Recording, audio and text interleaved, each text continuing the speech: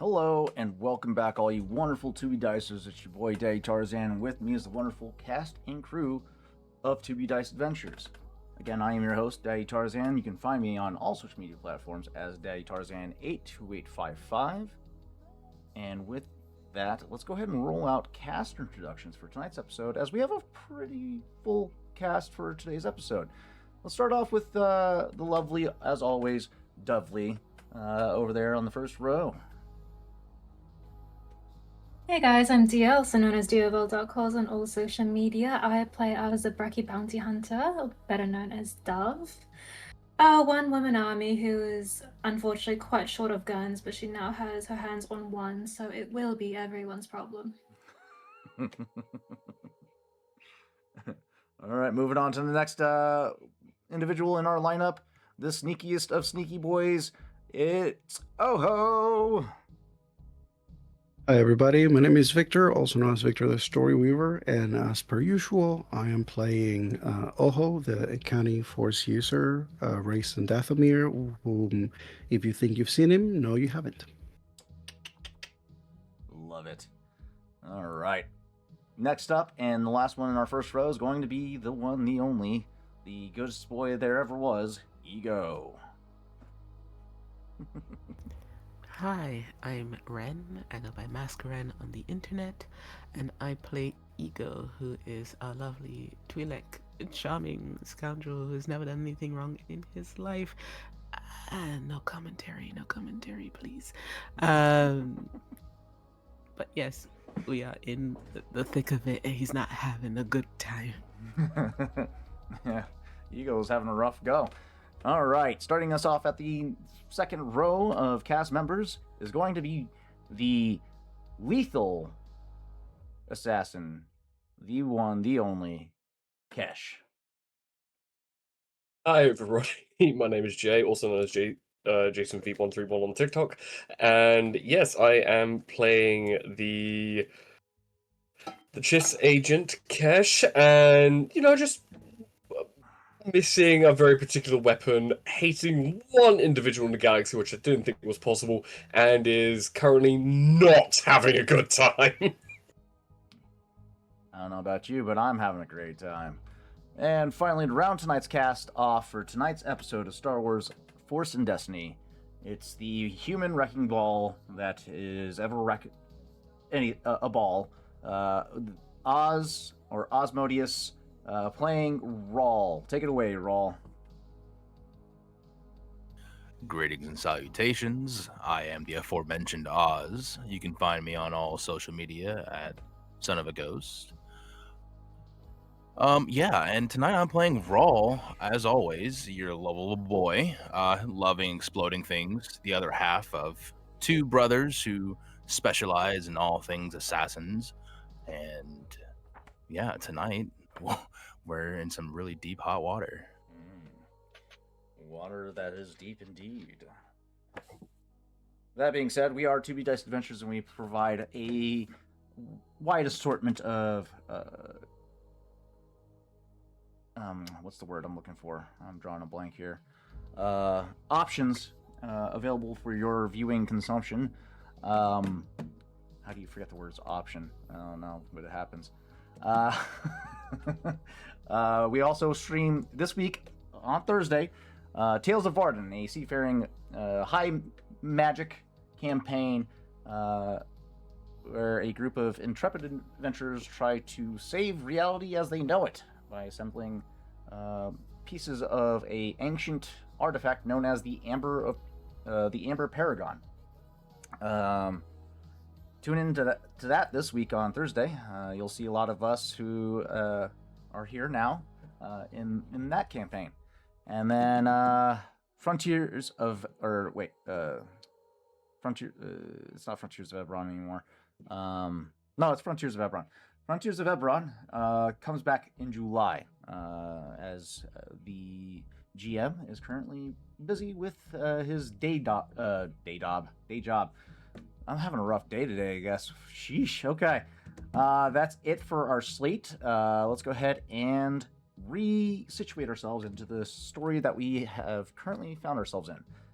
The party had convened on Nar Shaddaa, a Hutt-controlled planet of gambling, slave trade, ne'er-do-welling, all the crime and inebriations that you could think of. You could find it here.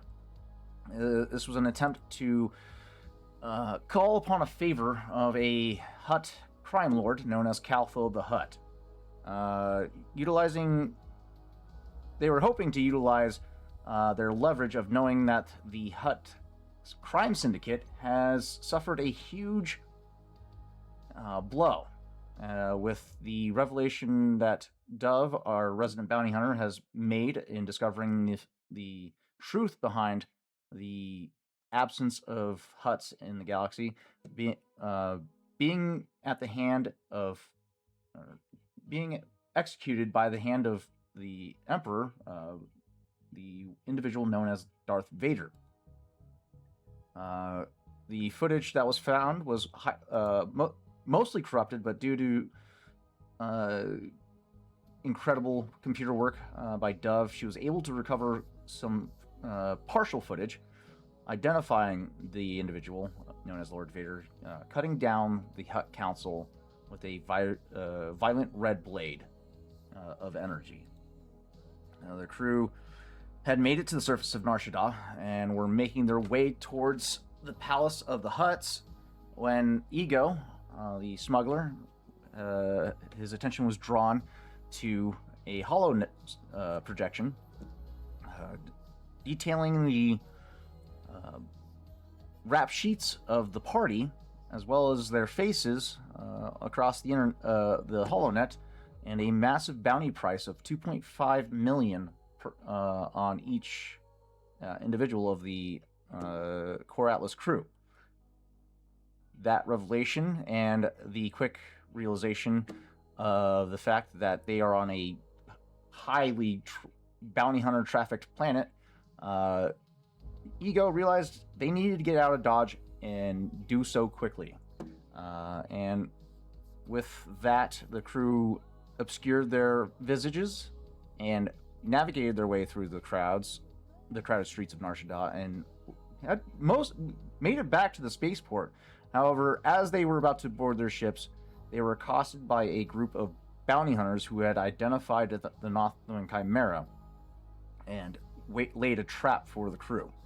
The crew had mostly succeeded in escaping, albeit at a very close call, with Ego being tied up by a pair of bounty hunters with bolo guns, and was nearly apprehended before the perfectly timed arrival of Dove on scene with a light repeating blaster. The crew manages to drive off the forces of the bounty hunters in the aerial space ahead over the spaceport, avoiding being trapped in by the bounty hunters. So our story picks up immediately during that aftermath.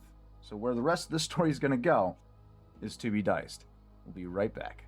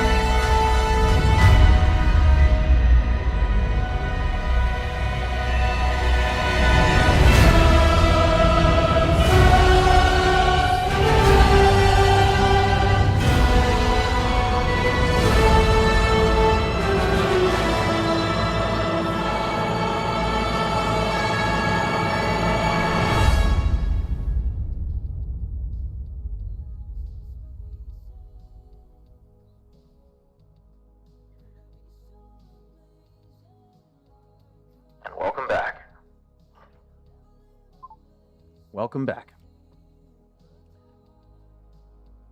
Out of the frying pan, indeed. Our scene picks back up in the immediate airspace of the spaceport above Nar Shaddaa. Kesh, with your quick thinking, to throw the bandit or the bounty hunter off the ship as quickly and as efficiently as possible after suffering severe burns and injuries from the conflict, you put the Nothwin Chimera in a uncontrolled spin. Chav, also suffering similar injuries from of burns from the conflict, holding on for dear life as the bounty hunter is thrusted towards the exit, managing to catch himself on the side hull of the what's it called? The Mandalorian starfighter known as the M12 Kimogila Heavy Starfighter. Getting his bearings, the bounty hunter then leaps backwards, using the controlled momentum to exit the freighter, and begins his descent down to the traffic below. As he begins to descend, he fires up his jetpack, slowing his descent. A cruiser, a cruiser comes in position beneath him. He lands. The bounty hunter looks up at the Nothwin Chimera above. Before departing, he says,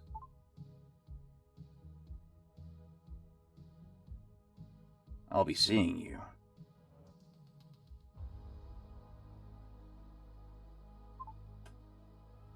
And with that, speeds off into traffic, disappearing into the vast collective of traffic that creates a grid pattern over the skies of Nar Shaddaa. Kesh, you're just regaining control over the Nothwin Chimera as you straighten out its y-axis. On the ground, Rawl and Oho, you guys push this impossibly heavy Trandoshan bounty hunter off of the top of you. Ego, you're fidgeting with the bolas that are wrapped around your ankles as Dove and Uno arrive, extending a hand to assist you. This passageways of the spaceport begin to calm down as blaster fire ceases and people begin to congregate, looking around, seeing the aftermath and the carnage, whispering to one another as you guys collect yourselves.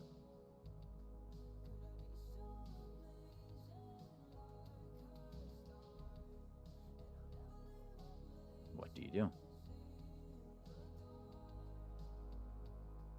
Kesh is gonna get call Oho on the holocommunicator. Not video, but just audio. We need another location quickly.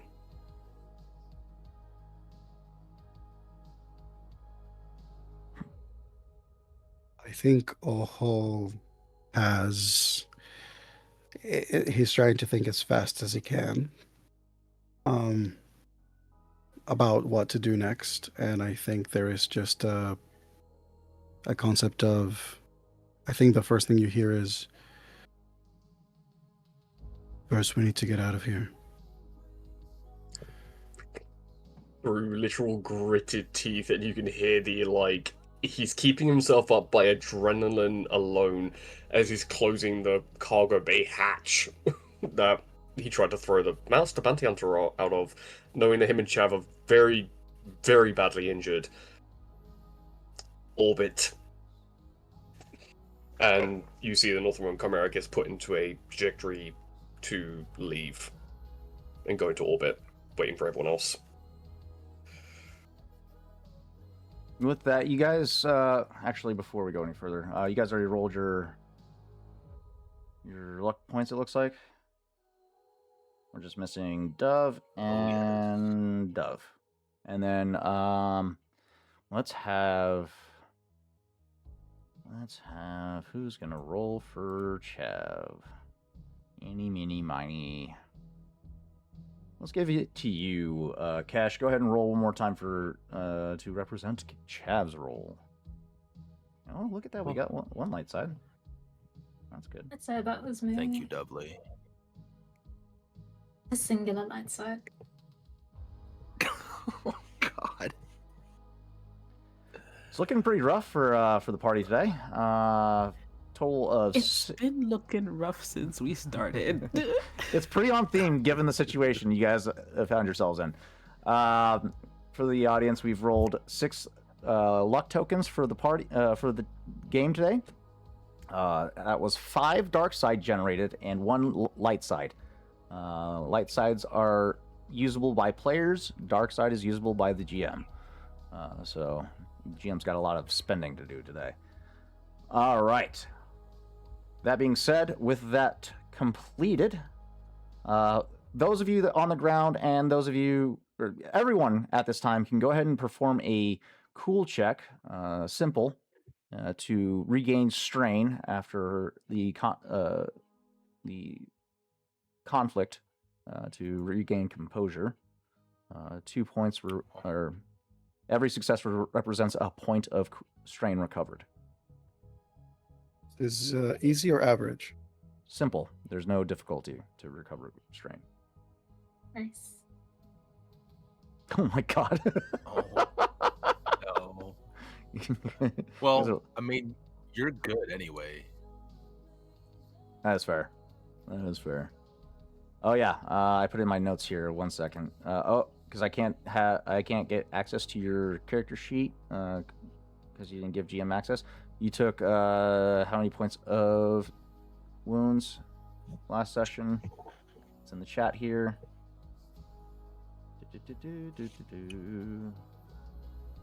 1 point of wounds to Oho.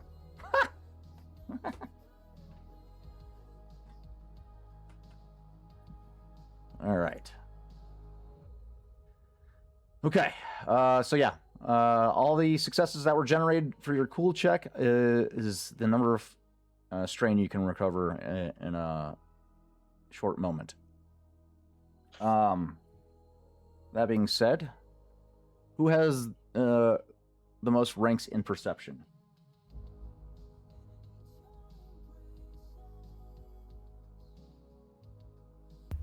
I've got 2. So right now, 2 ranks in perception on the table. Anybody have more? I have a proficiency and 2 ability die on mine. So that sounds like a 1 rank. Anybody else have more than 2? Probably Chav, maybe? Negative. Listen, you nerfed us for the season, okay? So, Let's see. Let's take a look Basically at. blind here. Chav also has 1. Okay, so it sounds like Ego has the highest perception. Okay, go ahead. Let's see. Go ahead and perform for me a average perception check.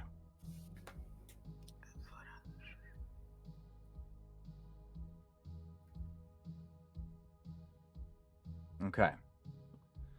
With the lull waving over, or washing over the spaceport, you're able to, especially with your eared cones as a Twi'lek, you're able to pick up on certain vibrations further than the human ear, and you're quite attuned to the sound of what law enforcement vehicles typically make. However, there isn't really a form of law enforcement on Nar Shaddaa, but they still do have some type of enforcement and you can hear those types of sirens off in the distance making their way rapidly towards your position.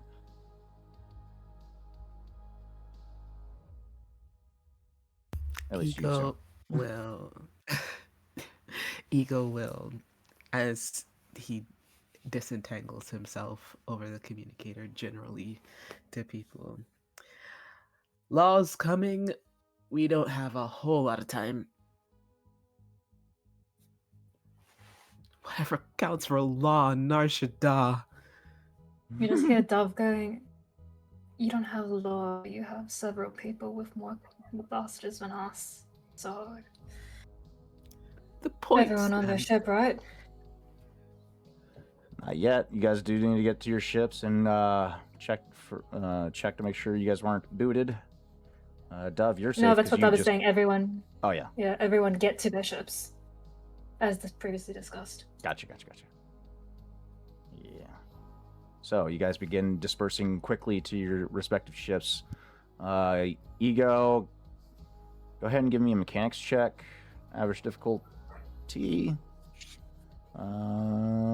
Rawl and Oho, give me Rawl or Oho, give me a mechanics check. One of you can help each other. I will do the honors for a boost die. Sounds good. Bardic inspiration. But Ego, you're pretty sure your ship's not booted. fuck yes. Rawl. You quickly identify the Magna locks that boot ships to the spaceport to prevent escape. You're able to work your magic to quickly disengage it, as despite the opposition from the spaceport employees, and remove the boots. Raw with his fancy computer brain will quickly send a ping to everyone saying that, hey, I had to disengage Magnalocks, check yours again, and then start booting up the ship.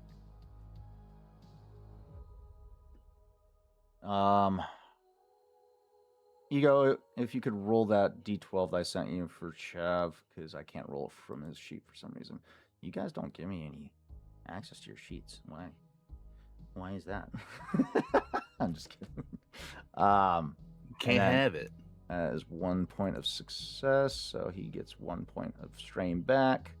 But I can't modify his character sheet, so we'll just 1 point of strain back.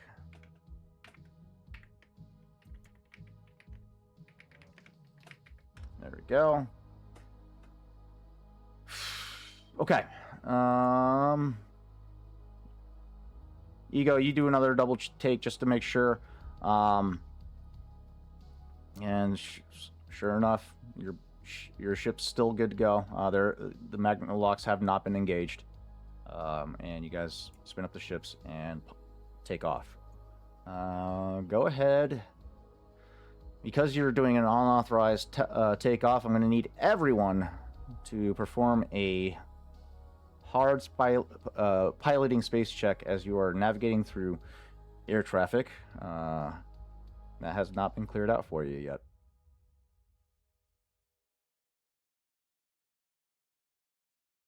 Easy enough. 2 successes. Oof. You do have chat with you, Cash, so you can go ahead and add I think proficiency die. Hold on. Piloting space. Oh yeah.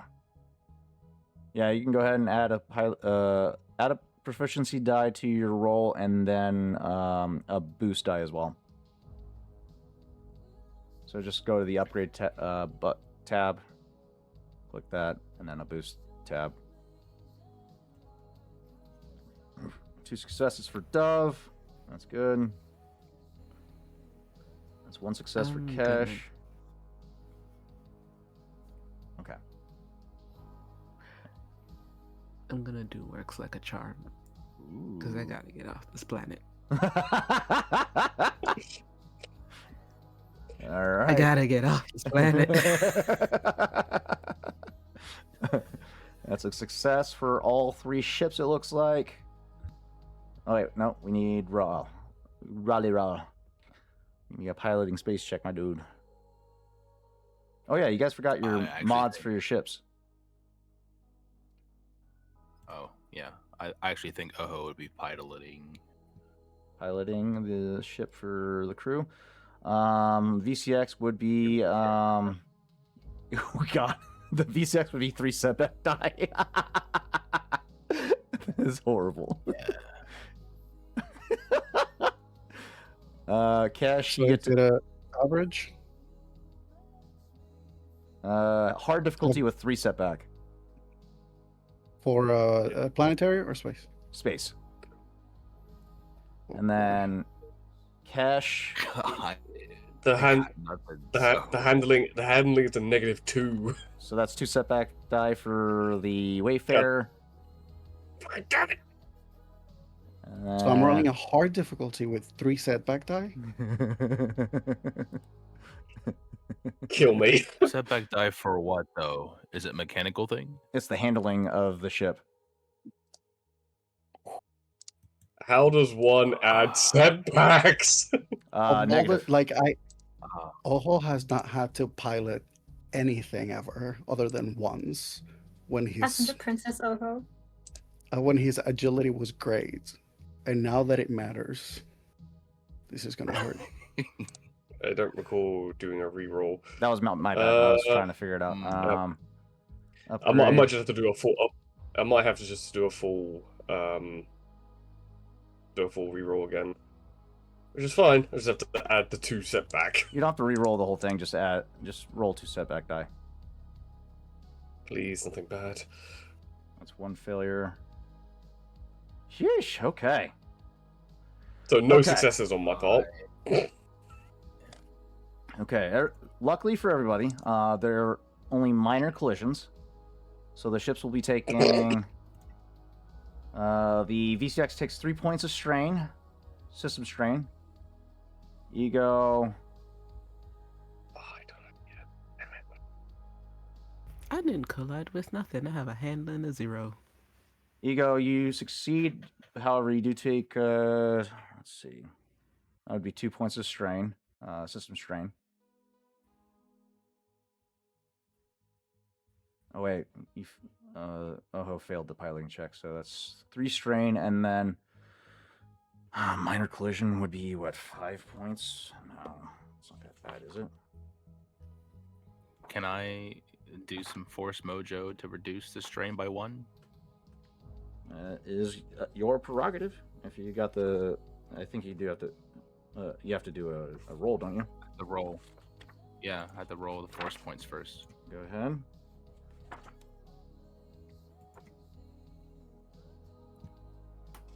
That's nice.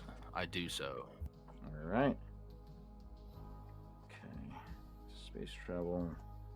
Here we go. This is what I needed. Ooh, that's a nice looking land speeder. Air speeder. Here we go.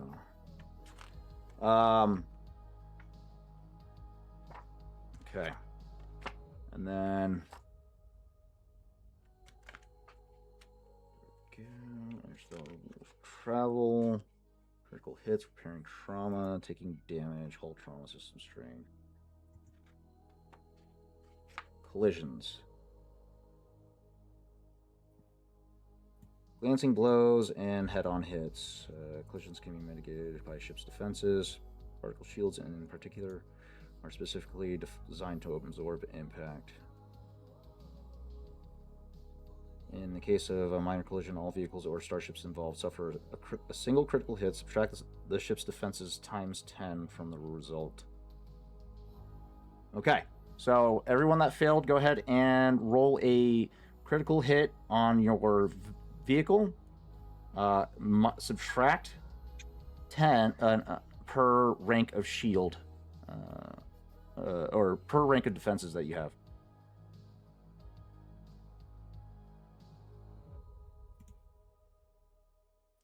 I'm trying to figure out how to add brawl to Add what? VCX. Add roll to the VCX. I don't know how to do that. You're gonna go to the managed crew.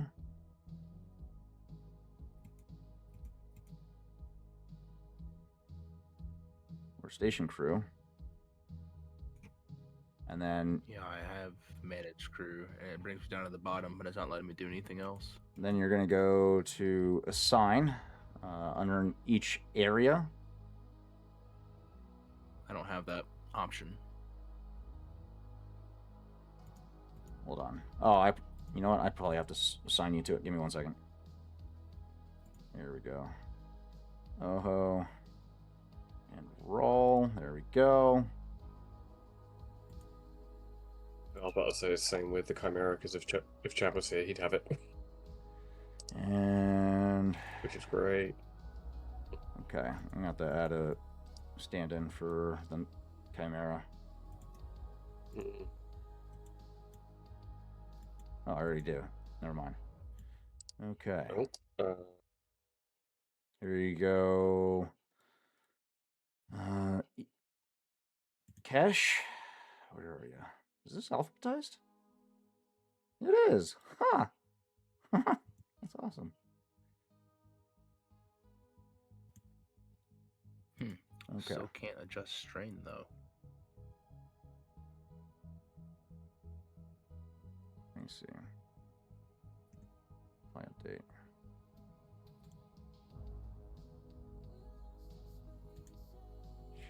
Cancel. Alright. Looks like I'm gonna have to do it. No worries.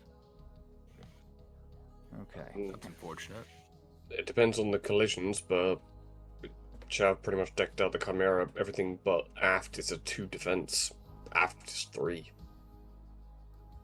Armor 4. So Hey, what?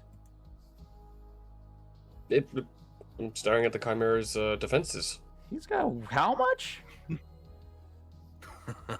Holy fucking shit. Yeah, What did he put he's on got that the thing? defensive driving talent because Wow. Chav's on the ship. So it's added. That's disgusting. All right. That's No, that is glorious. I'm That's not going to be responsible for damaging his ship. 9 points of defense to the ship. Okay. All Mhm. right. That's crazy. So subtract the number of defenses times 10 from the result. So that's 90. Your ship's fine. So if we get anything if we get anything under 90, we're good. Yeah, you're the Wayfarer or the Northwind is fine. That's crazy.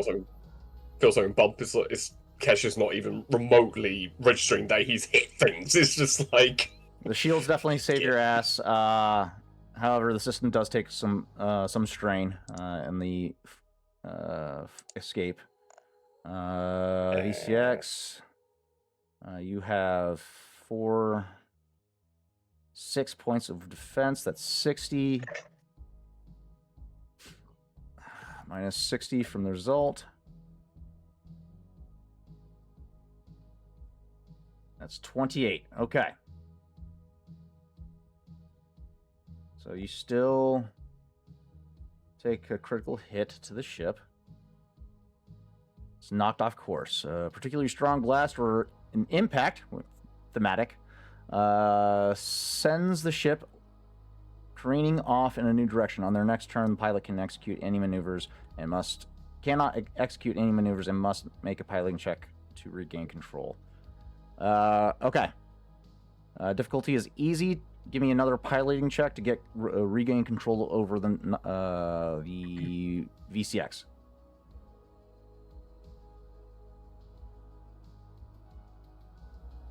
Otherwise, the ship's not physically damaged.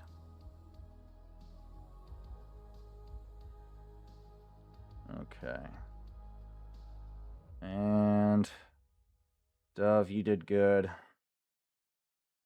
Ego, you did good.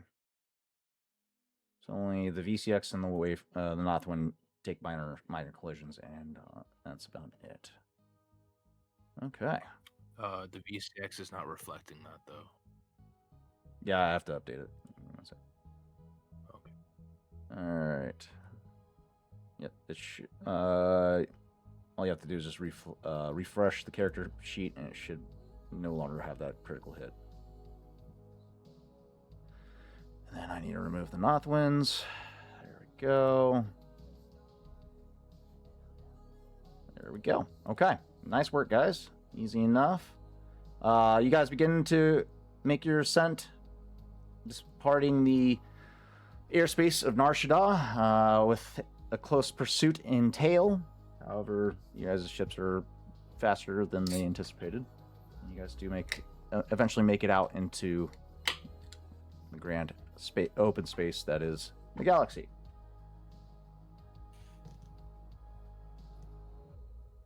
It would behoove you to not stay in the immediate airspace of the planet. Are you guys making a jump? And if so, where to? We need a destination. We need a destination. Nearby planets that you could make a quick jump to would be... I mean, you don't need to make a jump, but... Let's see. It'd be like an hour jump if you guys do make a hyperspace jump. Actually, yes. Oho is actually going to suggest that. Because as Cash says, we need a destination. Oho looks for whatever the nearest planets are. He will pick whatever may be the most adept for what they need and send those coordinates. Because for him...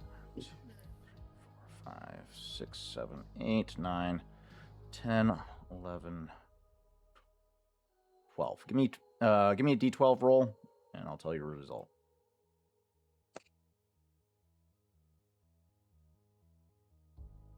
I don't really have time to research the planets, so you're just gonna have to do a quick pick. The follow-up question: are you gonna stay within hut space, or are you gonna go into wild space? That's gonna change your results. Wild space? Isn't that unknown regions? Not quite. That would be fringe. Wild space is the border of unknown regions. I mean, Kesh would know that area well. That's always an option as well. Victor, you're muted. Raw would also suggest wild space. I think Oho would say, let's go there, and we will wait on standby with another jump ready to go.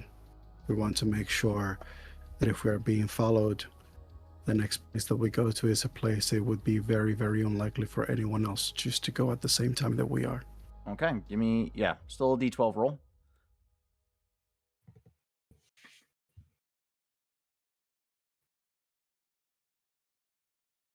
I would love it if you choose this one. Use the polyhedral dice.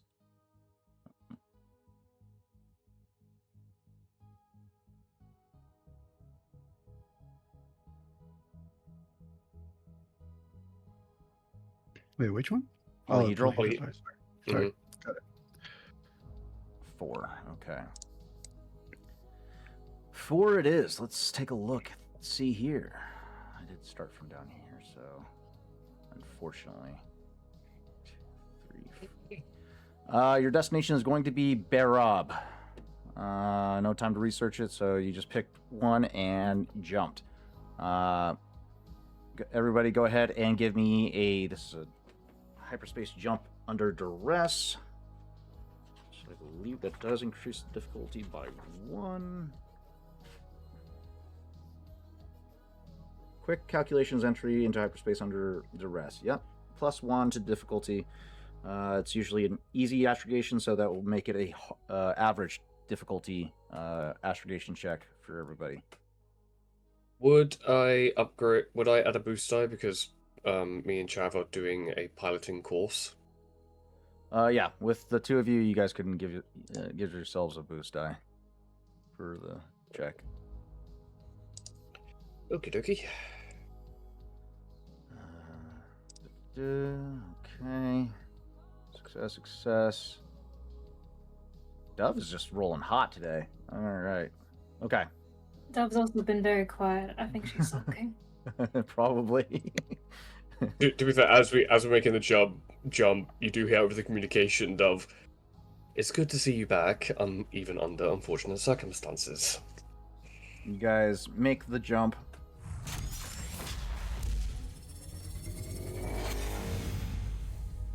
And within a few hours, emerge out the other side, on the fringes of wild space, over the planet known as Barab. Do you guys go planet side, or you guys remain airborne in open space to convene with one another? Or So I think that in the hours that it took us to get there, Oho would be trying to figure out, potentially talking to Raul as to where to go next. Okay. By the time that we arrive there, the order would be give those coordinates of the next coordinates that we're going to jump to, Mhm. provided that we come up with a final destination. If not, we'll just basically select another location just to jump to. And the order is basically, once we jump to this location that we just arrived to basically stand by with the hyperdrive on standby, just to see if any ships basically just show up behind us Gotcha. to indicate that maybe we're being tracked. Right.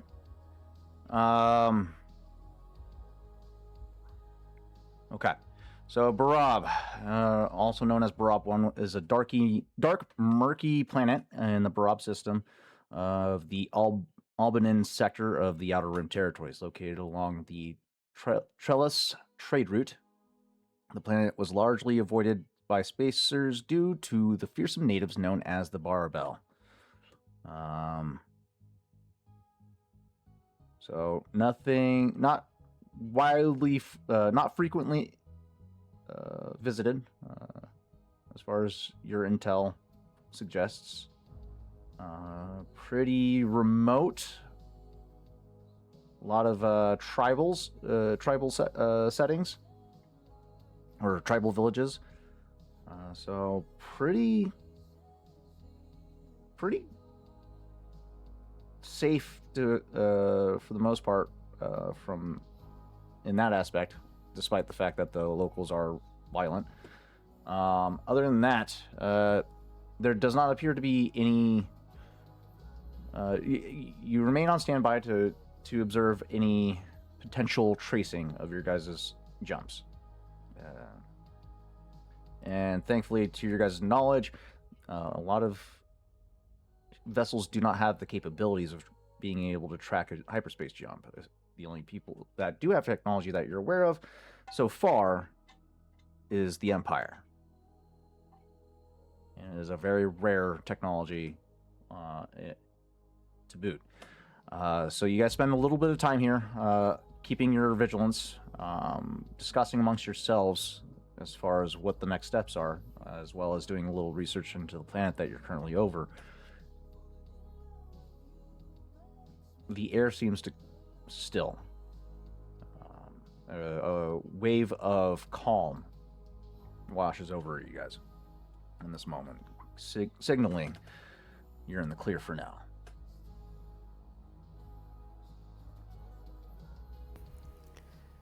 Okay, just taking stock. Is everyone all right? Because it was a mad dash. Couldn't see. We all in one piece? I think Kesh turns on the video and shows him and Chav very badly burnt. Do I look like I'm in good condition? That's a rhetorical question. Of course I don't look good.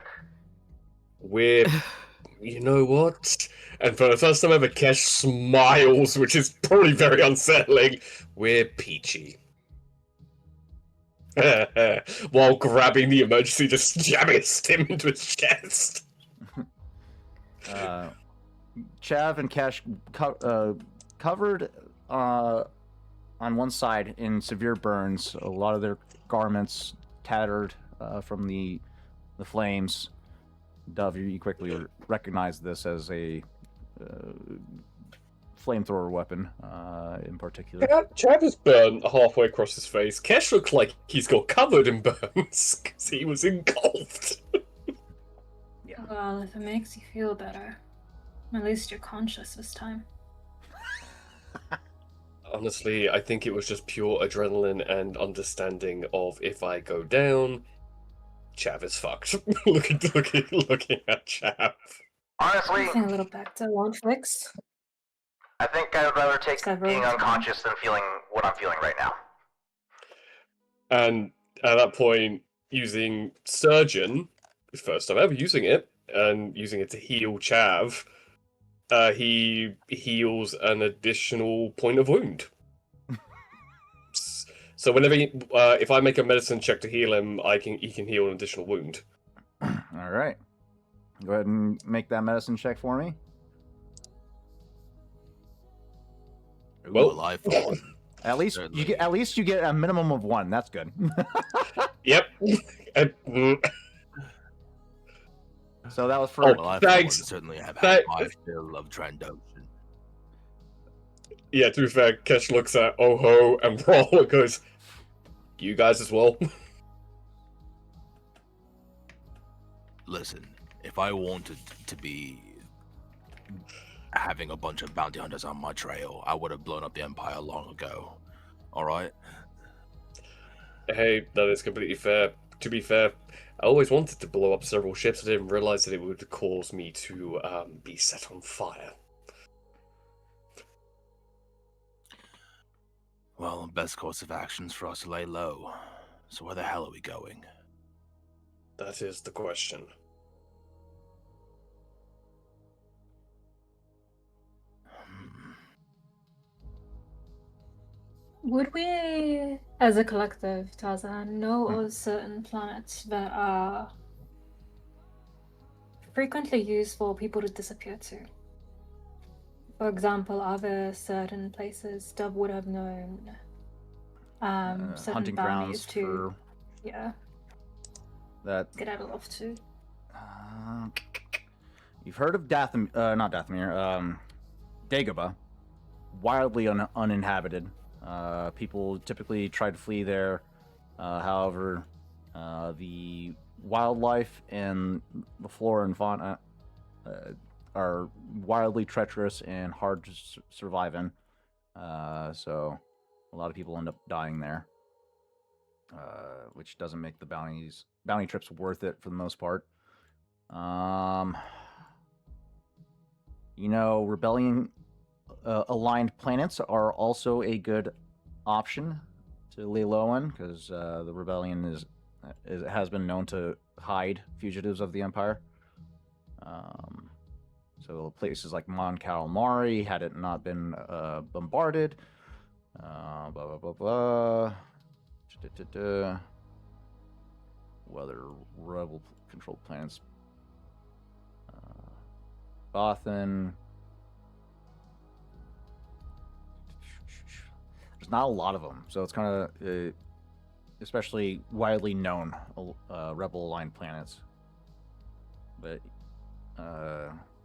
Mon Calamari and Bothan are two that immediately come up to mind. Dagobah is another is the aforementioned planet that you could also disappear on, but good luck getting back off the planet. What else? Geonosis, but the local populace is not very friendly. Tatooine's always the option, but obviously that's controlled by quite a few pirate factions, and the Hutts control Tatooine as well. And plus there's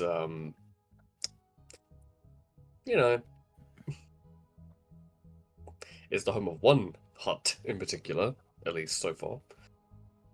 Still Chav not. rushes up to the communication station, forwarding forwarding a message to you, Dove. Hey, is this guy a fucking friend of yours? This little asshole. And he sends you an. Tarzan, I'm just gonna stop you. Like, it's really hard to understand your voice modulator. He sends you a It's really video broken. of the attack on the Nothwin, and you quickly recognize a guild aligned, a guild emblem on this individual's plate armor. Chav looks wildly agitated as he's still throwing shit, trying to. Who's this bitch? He is completely concealed in his armor. However, you want to say Mandalorian, but he does not have a clan emblem, which usually gives usually identifies if the individual is a Mandalorian. But his armor is very similar in design to that of a Mandalorian's. You've heard of a few individuals that wear Mandalorian adjacent armor. A few names come to mind. Go ahead and give me a. What would this be? Knowledge. Roll Underworld? Let's do a average difficulty Underworld knowledge check. I'm gonna go ahead and cash in a token. I'm gonna cash in a token to increase the difficulty, upgrade the difficulty from to a challenge of 1. And then with your experience as a bounty hunter, we can give you 2 boost die to the roll. Sure. So what's the overall difficulty? So 1 red die, 1 purple. 1 red die, 1 purple. Okay. Rolling. Go! This is gonna bite me in the ass later. 4 successes, 1 threat. Who are these bitches? Alright. Okay. Give us their names. Okay. So 2 names in particular that come up to mind. First one being a bounty hunter by the name of Kaz. High profile hunter in the bounty hunter community. He's been noted to taking down several big game bounties, and then on top of that, some of the most violent criminals have been apprehended by this individual. And then the other one is Barkel. Barkel is, as far as you're aware,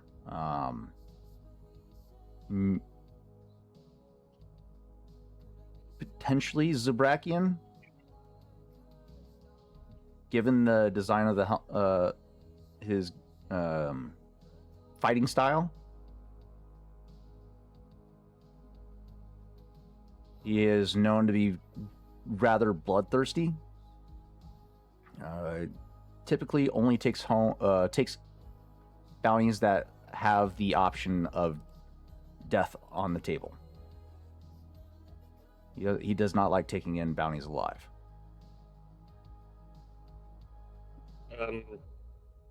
Kesh gives a tactical know-how of he torched 2 individuals with that flamethrower along with me and Chav, and made it very clear that he was enjoying the fact that we were fighting back. Sounds fun. Oh, completely fun. But definitely seems like someone that is going to prolong this hunt. Because again, trying to catch 2 individuals with the equivalent of 5 million credit bounty on their heads was too tempting for him to give up. It would be. And that doesn't say that in any cruel way, just statement of fact. The way I see it, we have 3 options to proceed. I'm gonna get the first one out of the way first. Hey, Ego, how do you feel about swamps?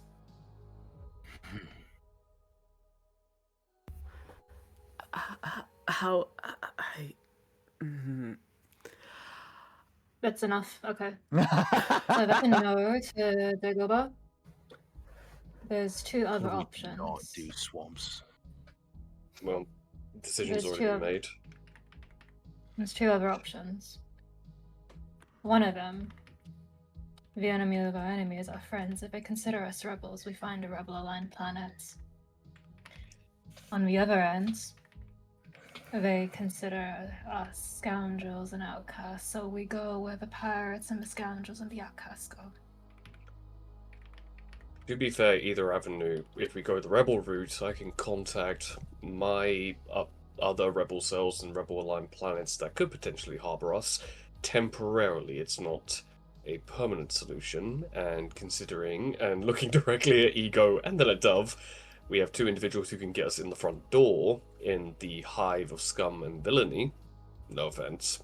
We're all on that ticket right now. We have ins on both.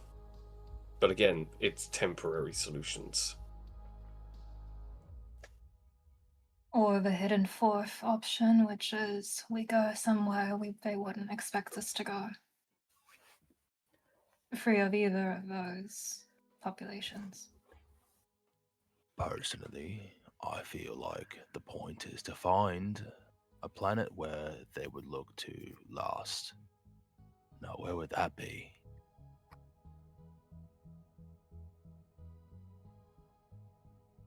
I feel like Goho has been quiet and lost in thought, pondering all these things. His eyes looking at his brother as he's saying those words, conflicted, unsure. My brother and I have always had a place. One that we have said if we ever get lost from one another, we are to meet there. It was our safe house before we even met Chav. It is not a quiet planet. It has its characters, but it might be as views. Alternatively,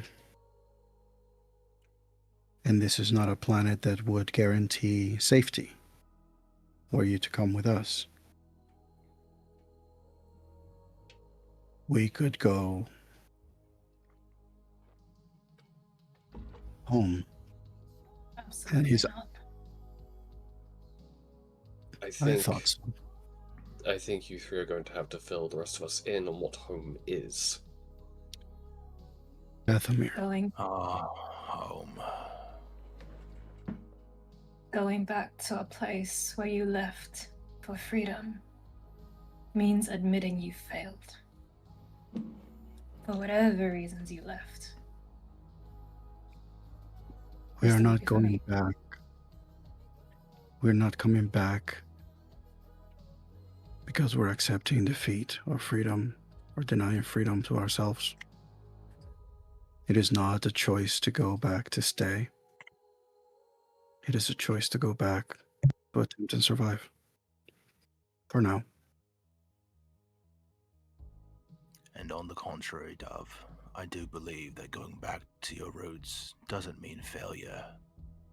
It means realigning yourself with who you really are and where you came from to the person you are today.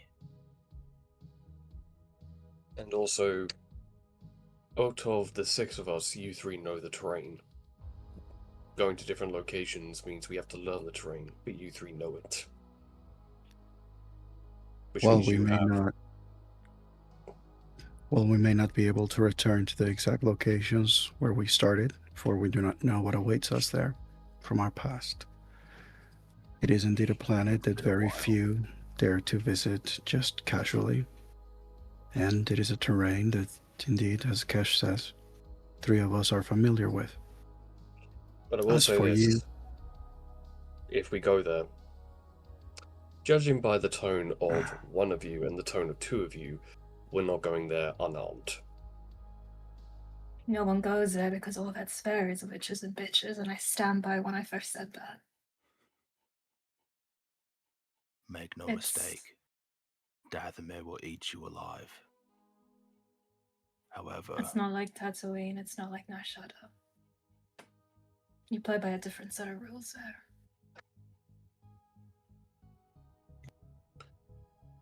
You all make it sound so appealing. I definitely want to stay there. Well, from where I'm sitting, ironically, it sounds a little bit like my homeworld, but there are parts of it that grow on you. Literally.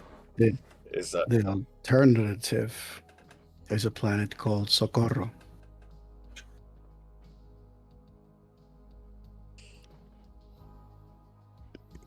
It is a smuggler place. Some would say that it is a planet best known for one of its most infamous members, a Calrissian.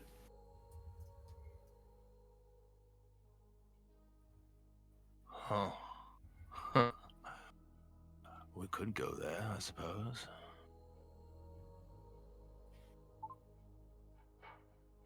Empire doesn't quite frequent there as often. It's only trade routes there, not much commerce.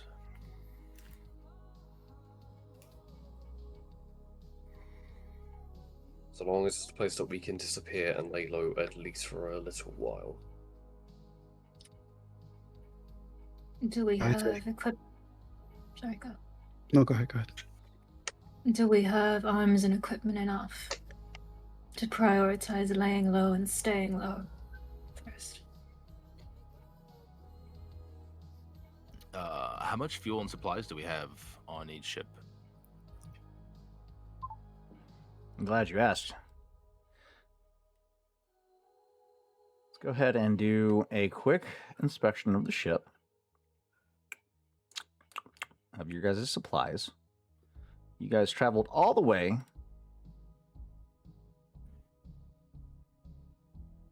from Nothwin to Nar Shaddaa.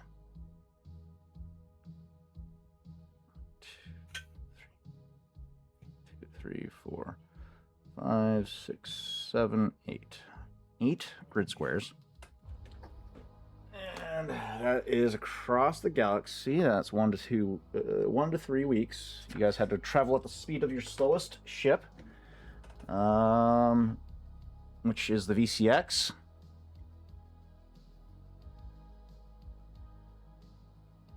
So that would have put you at 3 weeks. We gotta get rid of the ship. You got rid of. You used up 3 weeks worth of travel supplies, and as you go to inspect how much fuel and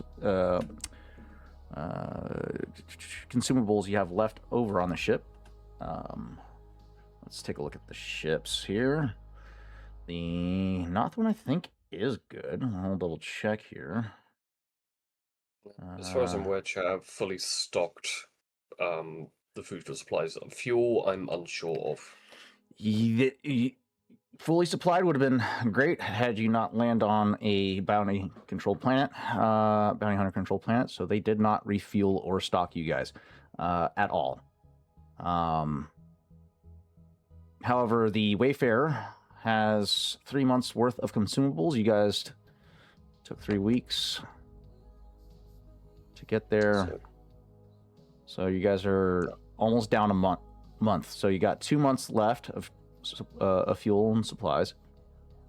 The Vagabond They weren't aware of your ship, so you're fueled and resupplied. The VCX was on their checklist. You only have 1 month worth of supplies available, space available. So you are down to 1 week's worth of supplies and fuel.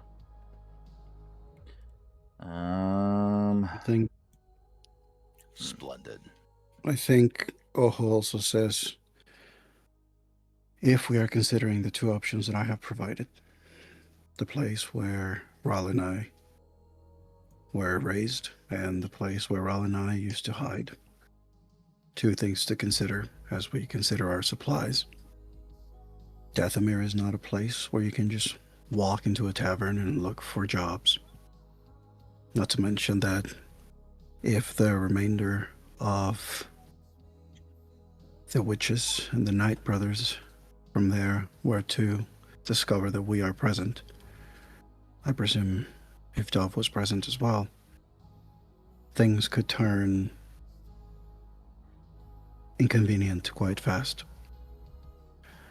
If we need to go somewhere where we need to try to disguise ourselves, but attempt to also do jobs at the same time, Socorro might be a better place. But we must be ready to deal with the pirates there, the smugglers there, which means plenty of people looking to make credits. But more opportunities to resupply. I don't know. And our face is pretty much everywhere. Dathomir sounded pretty appealing. Certainty of death, small chances of success. What are we waiting for? Again, that voice modulator is not doing you any favors. We really can't understand you. What are you saying? No. We are vetoing the mod for now. Yeah. Cancel is voted. What's going on? Kick it to the curb. Yep. Small chances of success. Certainty of death. What are we waiting for? What is going on with my mods? Chap, that applies to every single place that we go to right now. I think you have Yeah. to lower your attenuation. Our Our survival rate will vary in 1% per which planet we go to. But depending on how far we can travel is also what we have to consider as well. Because if you have a week's worth of supplies and fuel wherever we go, might be that destination for that ship, at least temporarily. Would you consider the option? Do we make a pit stop on the trade planet if it's trade routes, refuel, gather rations, and then go to Dathomir if you insist? Well, we got enough supplies on Nothwin Chimera. If need be, we can just dock with the VCX and transfer fuel and supplies. Viaco Solaris has 6 months of supplies as well.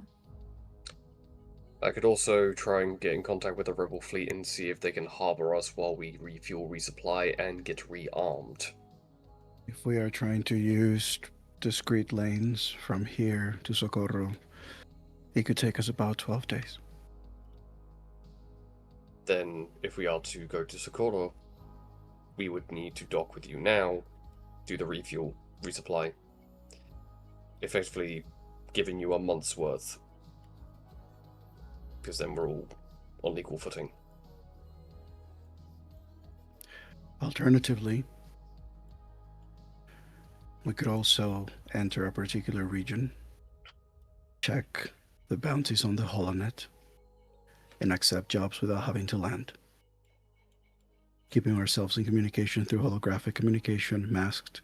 We do the bounties, we do the task, we get the credits transferred, and we use it.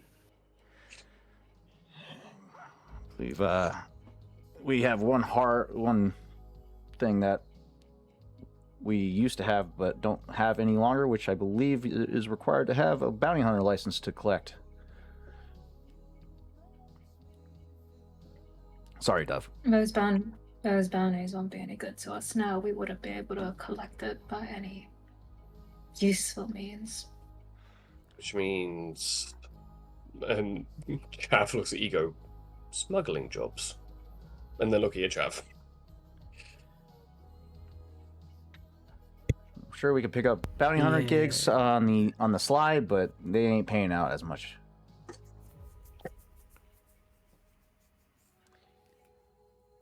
In terms of smuggling, Smuggling is fine, but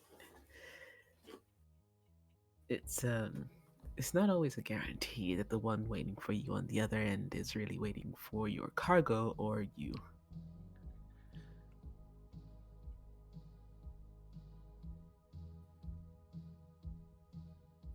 That being said, what do we have to lose? Our ships, our lives. ships Yeah, what being more All cash? violent points, yes. ship being another point of contention. Us traveling as a entire fleet is a bit of an eyesore. I think it'd be wise if we started spreading out our fleet and consolidating. That being said, I would hate to park the Nothman Chimera for an extended period of time, so I'd rather make her useful. That also being said, I got some contacts that I could potentially hit up to try and get us more gear and supplies while you guys do whatever it is you're going to do, whether it be Sirocco or Dagobah or Dathomir, whatever. So, you guys give me your wish list. And if you say, give me everything in the books, I'm going to shoot you in the foot. And Well, funny you should mention that. I'll go do some Christmas shopping. Earth Day, Life Day shopping.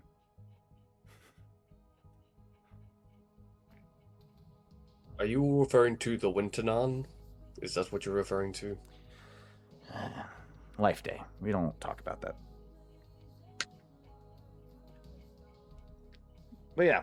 Well, if the Chimera is going off and doing wish list shopping, also TLDR, I sent Chav the list so that you just see Kesh just on a different day of slate just hands it to him with the list. Just, there you go. Works fast. I like that. But at the same time, it's like, is there room on the VCX for me to hop over with the supplies and fuel? Because if the Chimera is heading off, I think and it's Kesh is trying not to vomit in this moment. The best pilot in the galaxy doesn't need a co-pilot right now, so I need to transfer. Yeah. No hard feelings, but it's easier to be inconspicuous with just myself. And Well, on top of that, One gold, one blue. Completely inconspicuous. on top of that, I can do some smuggling gigs, make some more money on the side, keep you guys funded. Would there be room in the ship that Dove and Ego are? Dove can take up to 4 passengers, not including herself and Uno. So yeah, whoever wants to hop on. Oho will say, I think it would be a better use if you were to go with Dove and Ego. Our skills in many ways overlap. It would be a waste to have them just be in one side. Not to mention, my brother and I are used to working together, and also, if our reputation for whatever reason discovers us, it's better for you three to be in a separate location so that we can reconvene at a later time. That's fair. Or if need I mean, be. I have my best. own ship. That's true. It depends on if I'm welcomed on the Vagabond or if I'm welcome on Dove's ship. Go with Ego.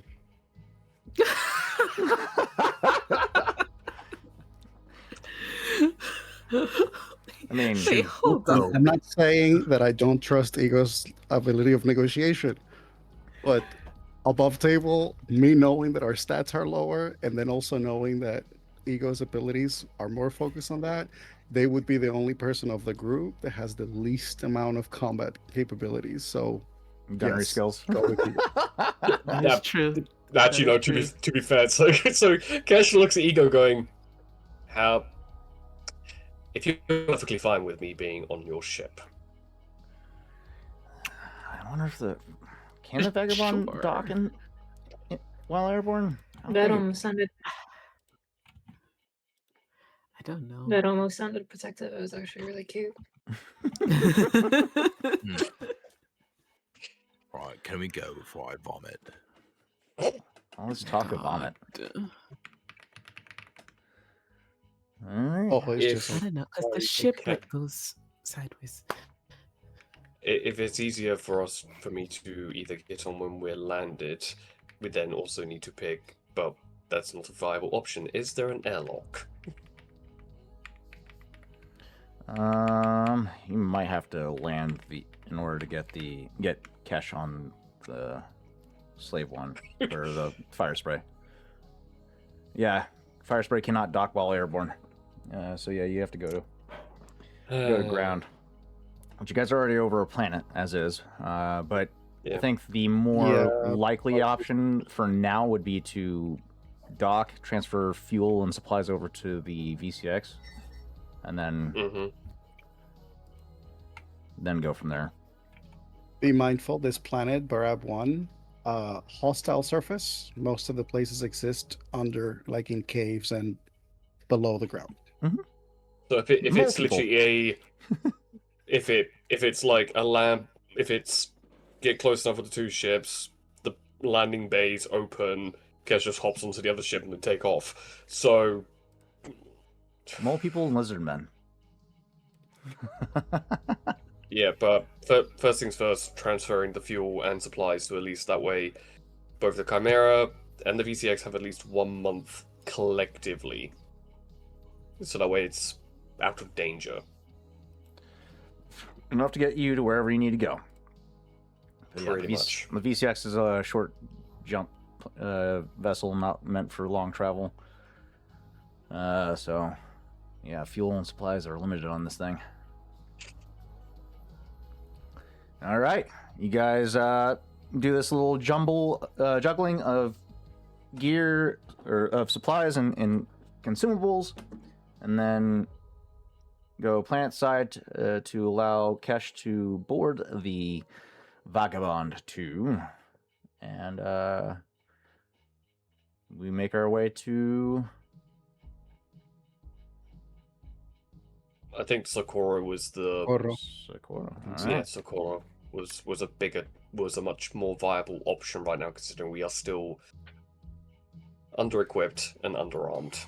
Going to hang out So with it's some the- pirates. How delightful. We already hanged out with one legitimate pirate. It's fine.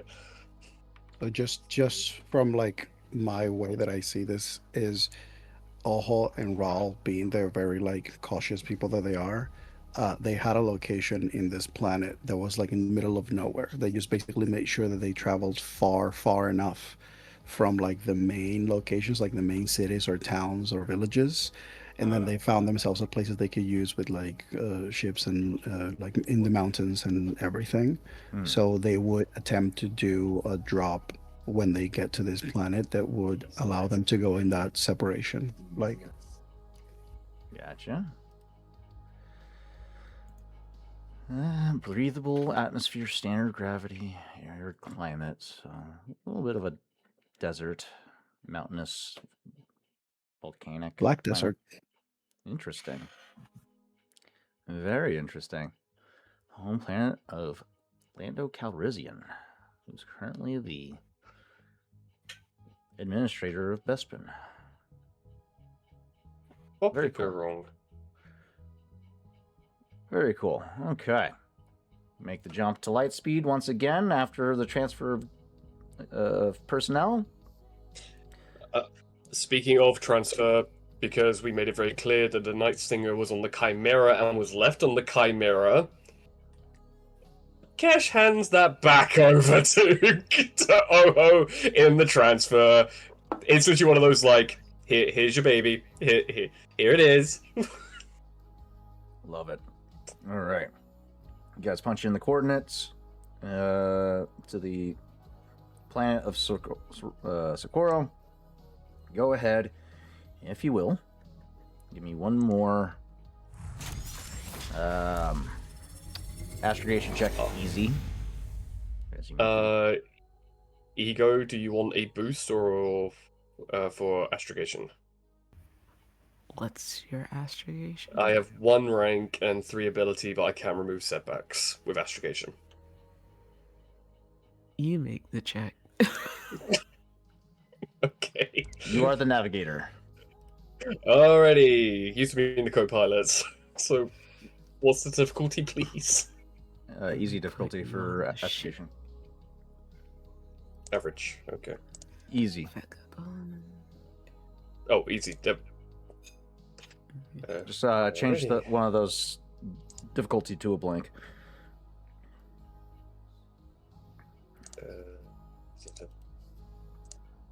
All right.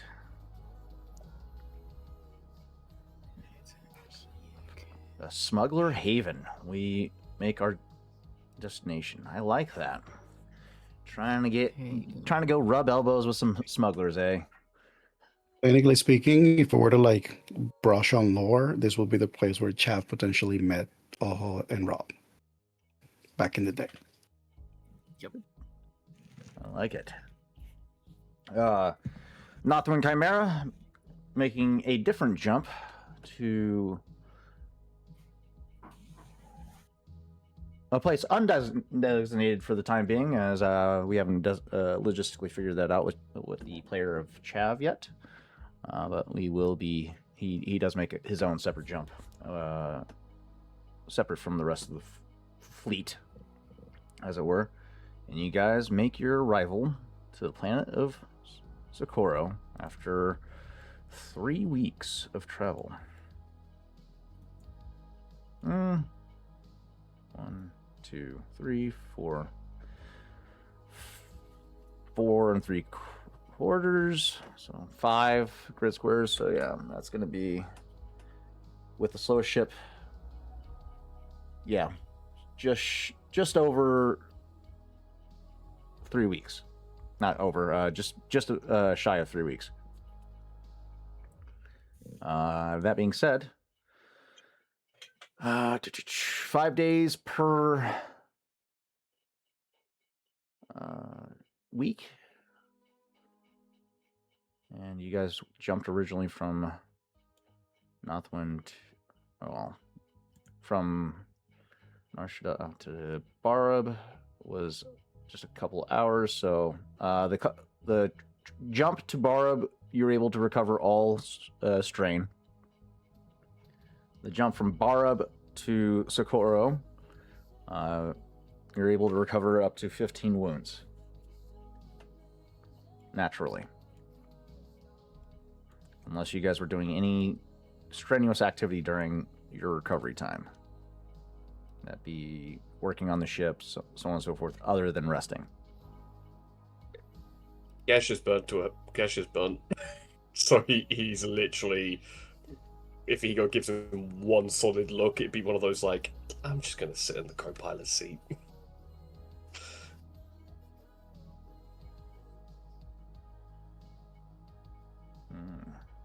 Any discussions before we arrive to the planet Socorro?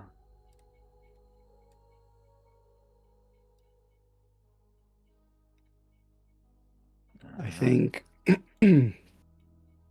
Oho will just have a moment where he maybe just like sitting down next to Raul just looks at him quietly.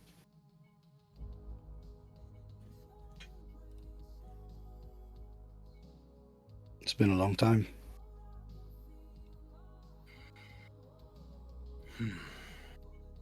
Yes, it has. Too long, it seems.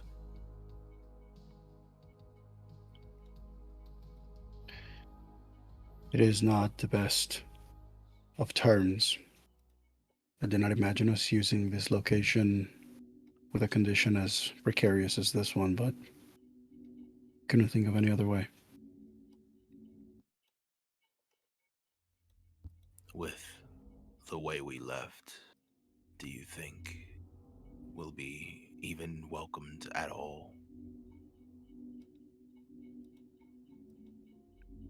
Socorro was Do you never a think- big of an issue. Not more than the usual competitions against the smugglers and the bounty hunters with us. After all, Chav's mouth was quite useful into appeasing some of those issues, but it might be worth considering concealing ourselves as we re-enter. Be more deliberate about remaining unseen or recognized.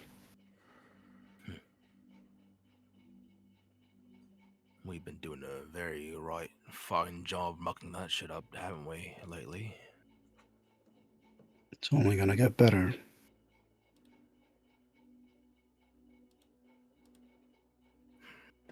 I suppose, but I mean, an imperial bounty. Are you surprised? No, we knew what we were signing up for, but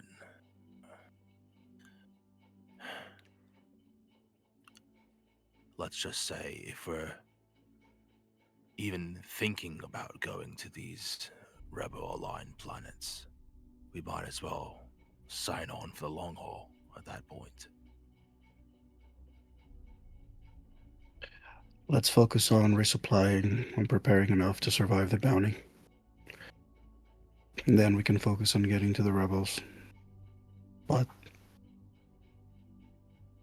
our history with them is also not clean. No, it's not.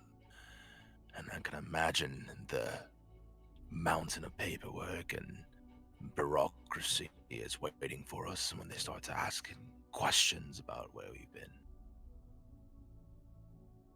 You see that Oho has a moment where he just goes quiet, looking down, and there's it's like pain in his expression. Testing. And then he looks at you. Testing. 1, 2. 1, 2. I'm sorry, brother. I tried to lead us to find a path where we could find peace. And it appears that all we've done is close every single door around us.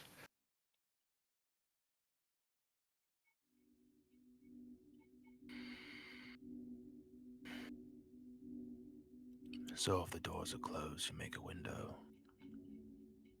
Isn't that what they say somewhere? Yeah. But eventually, if you try to make windows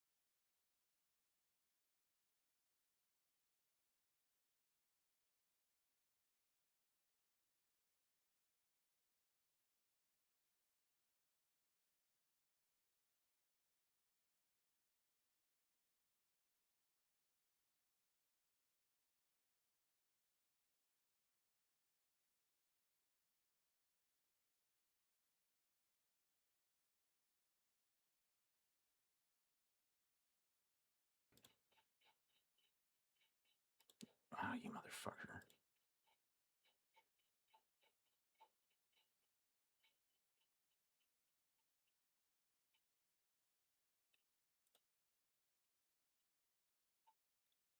How about now? I love how it just goes out in the middle of the fucking session.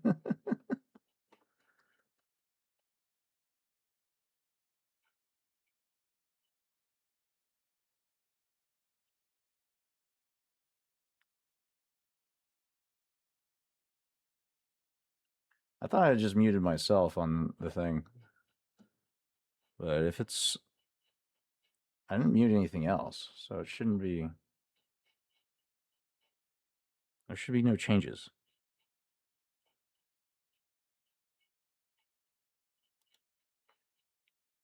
You're hearing the group as well? Or yourself? Okay, fuck. That's fucking annoying. So...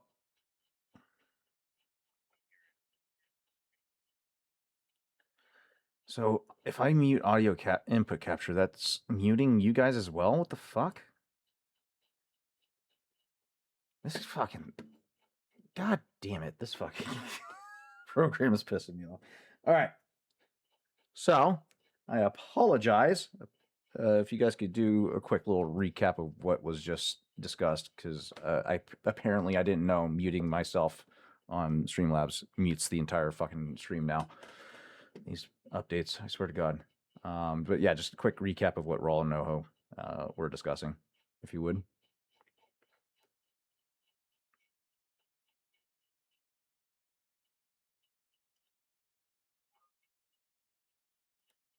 Just a recap.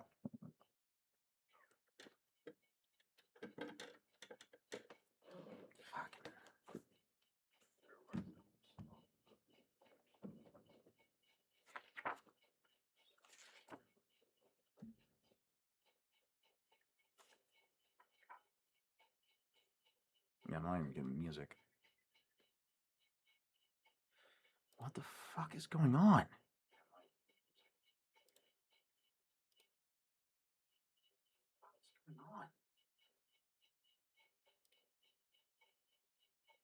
I know that I do not hear Raul. I do not hear Dove when they tried. I do not hear myself while I'm speaking.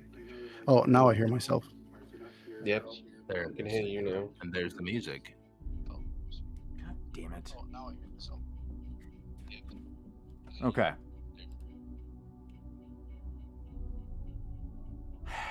Stop touching legs. It's been that way this whole time, and now all of a sudden it doesn't want to work. I don't know what's going on with this program. That's weird. Strange.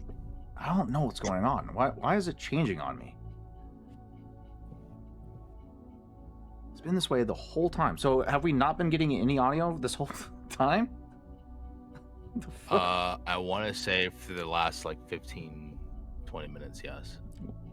Well, I'm talking about the whole fucking show, but I know we've been getting audio. No. But that's because It's only just now when Matt brought it up of like he couldn't hear anybody. yeah, because I muted myself on Streamlabs, and apparently it changed all the fucking settings. I don't fucking know what's going on. This program has pissed me off.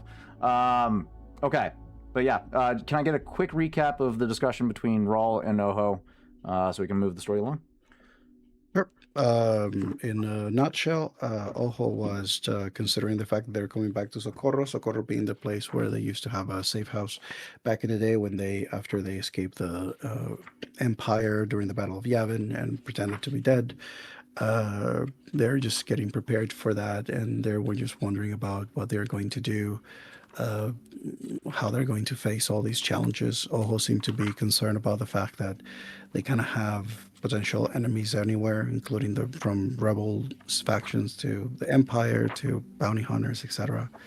But they have sort of come to the terms of they're not done yet, they're not dead yet, and so since they're going to have to fight anyway, might as well make it count. So now they're just getting ready to potentially, if they need to navigate the planet, they might just basically divide the group in two, so that since Raul and Ojo know their old safe location, they can get there without raising much more suspicion. Yes, and a final note, Rawl expressed his growing concerns about the fact that even though that the Empire is the end-all, be-all for the final say of the authority in the galaxy, there's still the overlooming threat of the dark side from what he had seen in the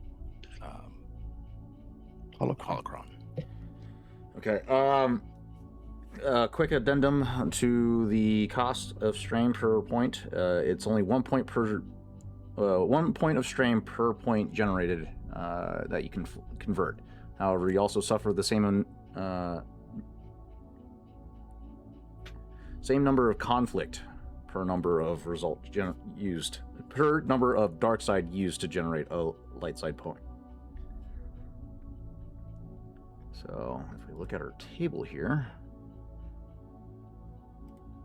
if you guys converge your character sheets over to the Force and Destiny table, or character sheets, there should be a spot for you to add conflict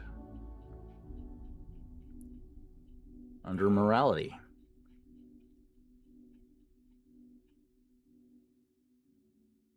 So you'll add. There's motivation. Morality is a toggleable option on your sheet. Yeah, you gotta toggle it on in order to see it. So if you go to edit character sheet, already has it. So go ahead and you take the 2 points of strain, go ahead and add 2 points of conflict to your morality.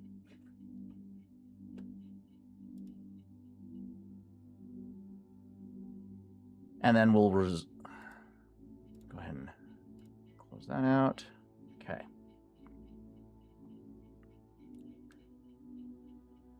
We're all set. We're Gucci. Hell yes. I think so. There's a lot of other things to fill, like emotional strength and weakness and all that, but I just added to session conflict. You haven't decided your morality yet. That's right. But I already added the 2 points of conflict for the session. Yeah, we'll fill that out later. Okay, so you ready for the result of your roll? Okay. Yes, sir. Well, we'll come back to that in about 5 minutes. Don't go anywhere, 2B Dicers. We'll be back in 5 minutes as we resituate ourselves, hydrate, and grab any little snacky poos, what have you. We'll be back in 5 minutes. Don't go anywhere.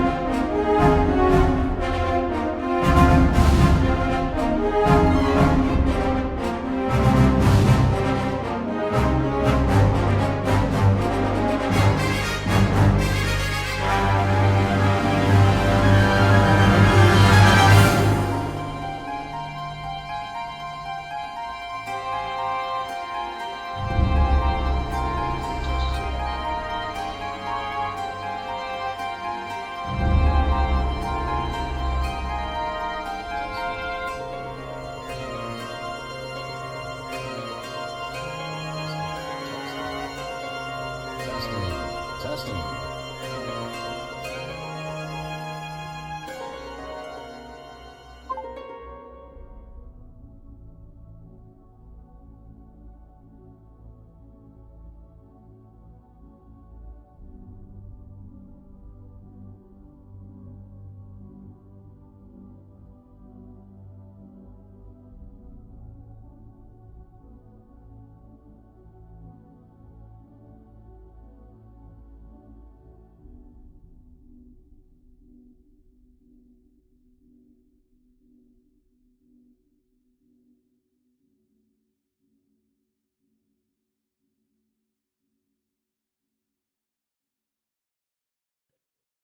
I think that Oho stays in the cockpit.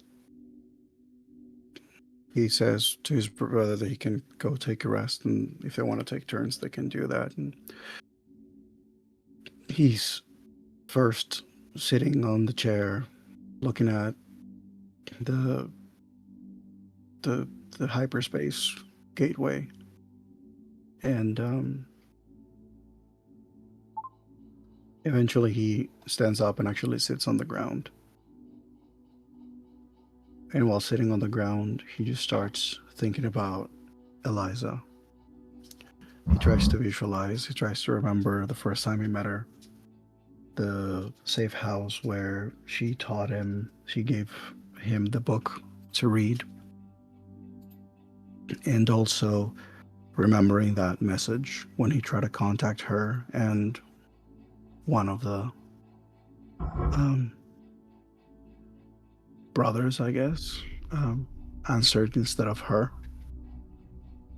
And so he's just kind of creating that link, that connection between the beginning and the end of everything that he can think of that connect him to her as he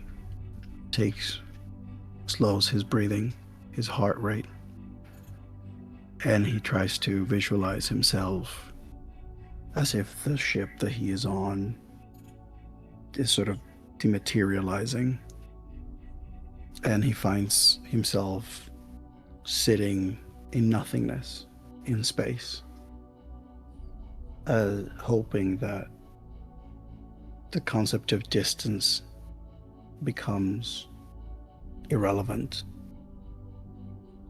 as he reaches, trying to find any trace of what could be Eliza's whereabouts. And for the audience, the description of the ability is it allows the will of the Force to lead the way to something lost or forgotten.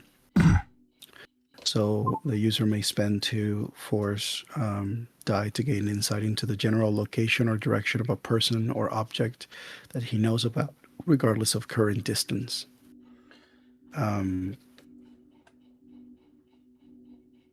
And then I can use that and succeed at a vigilance check to see through illusions, but that's not being currently active.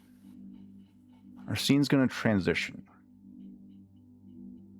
from the cockpit of the VCX to the interior of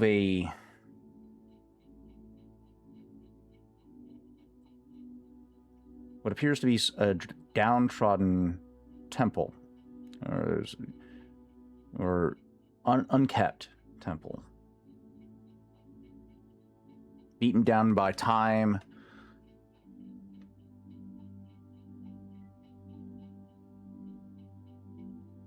scarred by battles past. At the center of a wide antechamber, seated, bound, the figure of a humanoid in the kneeling position as their head droops over, long ivory white hair dangling over their face.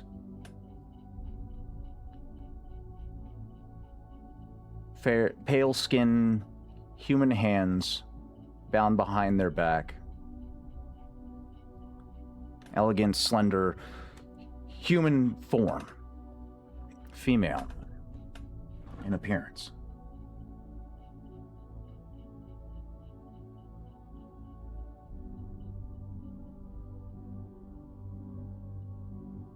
her breath heavy and pained as her head rises, revealing the face of a battered and bloodied Eliza.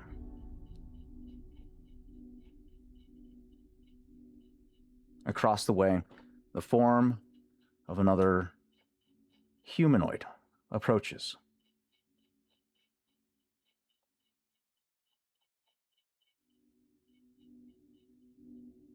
Slender female body strides confidently forth. The sound of heavy heel clicks echoing in the chamber as her heels dig into the stone beneath her feet.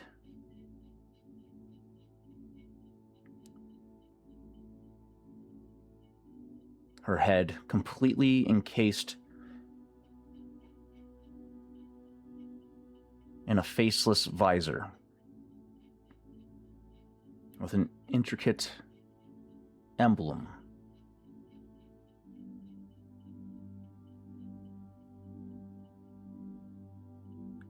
painted on the front faceplate. Out the back of the helmet, a long, elegant braid of white ivory hair. She walks up to Eliza, firmly grasping her by the jaw, lifting her up.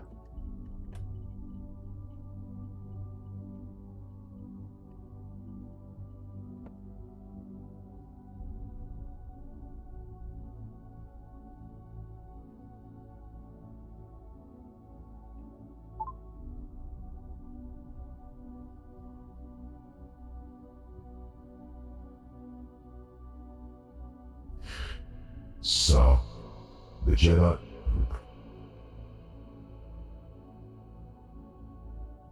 So the Jedi has a pet.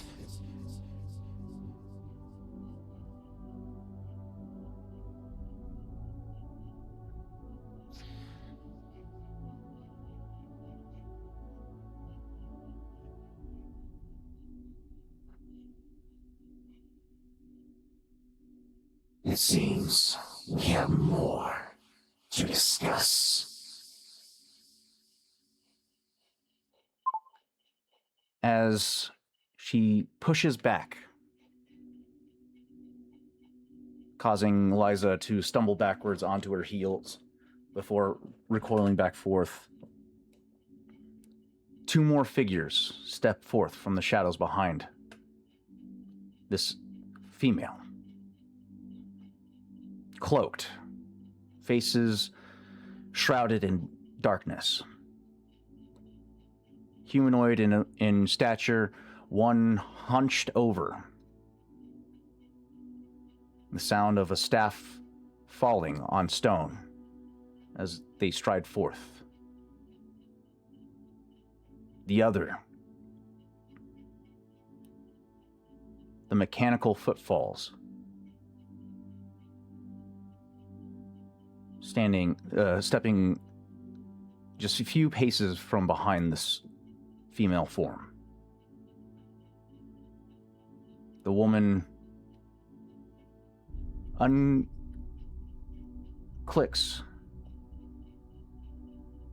a device from her belt.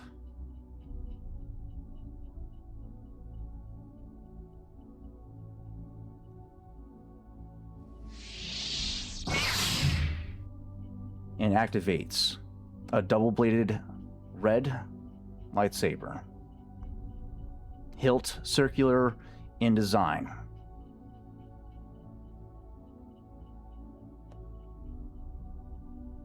As she raises the tip of the blade to Eliza's chin.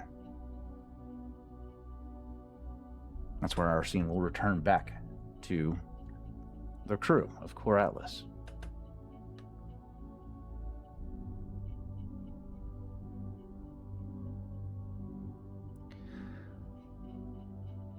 Oho, your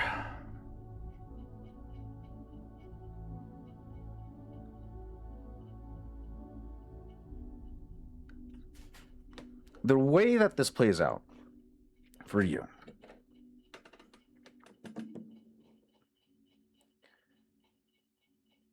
You try to rely on the teachings of Eliza to focus on positive, or focusing on finding neutrality, not letting emotion dictate your connection to the Force rather than allowing it to guide, to flow through you. However,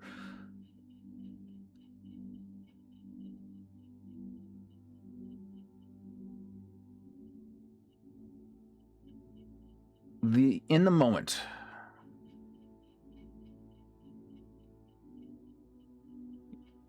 you can't help, you can't shake this gut feeling that a companion is in danger.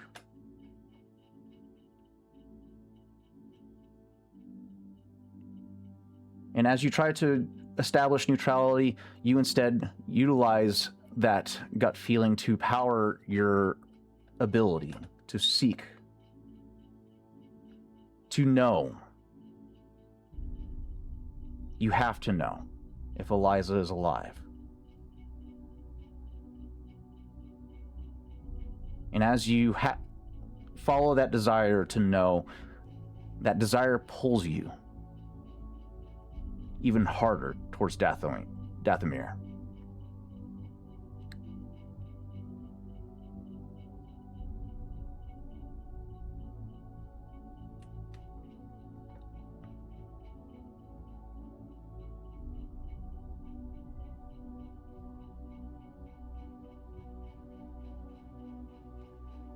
So this gives me general direction of something or someone. If Oho were to look at a galaxy map and sort of like check the "you are here" part of it, and then look the trajectory from where he is to Dathomir, would the pool of the Force ability he just used be in alignment with that direction? Yes. Got it. Seems you are being pulled to Dathomir. However, it is a long ways away. Funny thing is that I looked it up. It would have taken less journey time to go to Dathomir from where we were. Dathomir doesn't have what we need right now. No, it's okay. It's not a problem. We're doing the right thing. Yeah, no, I think Oho at this point, there's just this is I think he doesn't share this. This is something that he keeps to himself, but there is definitely a this is probably the first time that Oho has actually felt the concept of the Force actively engaged, like the living Force actively engaged in his life and like in what seems the world around him the most predominantly. I think he's learned to use it as a tool for most of his life, but I think that this is the first time he's actually sensing it as this like unseen threats that are just all around, and now suddenly he finds himself walking through them. So, you know, for better or for worse, I think that's just a new level of understanding, or at least the starting of a new level of understanding of the Force for him. Just out of the desire and the need to wanting to hopefully understand it more, to see if he can help him and his crew and Eliza more in the future. So yeah. He will spend the rest of his time practicing with his lightsaber and training. Yeah. The scene that I played out is not exactly what Oho gets. That was just more for flavor for me. I know. I've been holding on to that for a little bit. I think is because he doesn't have a level of the ability that is enough to give him that much of like visuals. I think it's more a feeling. There's just he senses the pull, and then from that pull he also senses the target, which is Eliza, but he also senses the darkness that seems to be around her. Correct. And whether or not he understands that it's like 3 Inquisitors that are there, he just senses like there are things that are waiting. Yeah, and they're there. There's threats present for sure that you can sense. However, you're probably more so getting. Liza's pretty good about controlling her fear and her emotions, but in a situation that she finds herself in, there's some level of uncertainty that you're experiencing with this ability, which is not typical of Eliza. And that's what concerns you. As for the rest of you guys make it to the surface of Sirocco, a Corellian colonized planet and central trading hub for smugglers. Directed by the air traffic control, unless you guys go to find other non-inhabited areas of the planet. The choice is yours.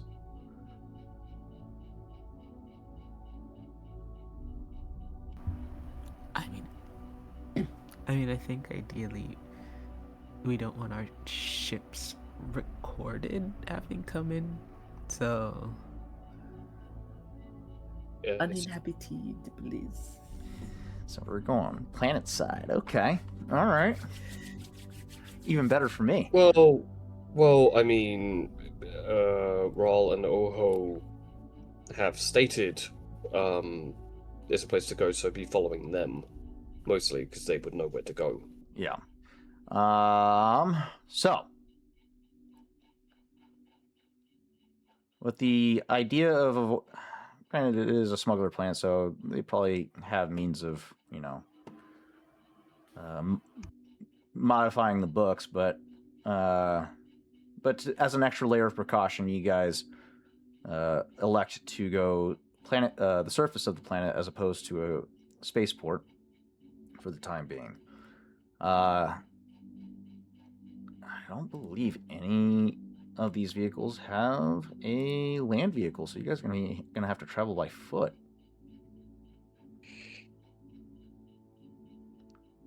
Because all the speeders are with the Chimera. Mm-hmm. Well, Except for the Jaeger, which is a 2-seater. Yeah, 614 AVA speeder bikes. They are collapsible, so they are transferable. So you guys, actually, yeah, we'll have you guys take those. Those can seat 1 pilot, 1 passenger. So yeah, you guys can take those. I believe Shav said he got 2 of those. The swoopers? Yeah. Yeah.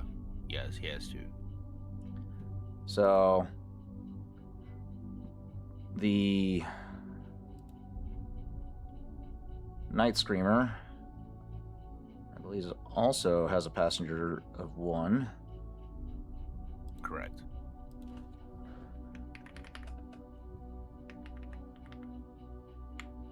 Where's my vehicles? Land speeders.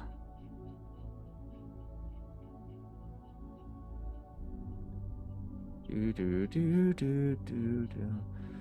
double check.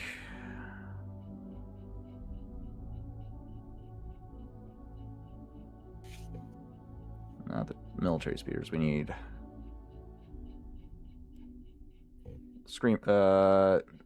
Night Screamer 88R. Night Screamer speeder bike.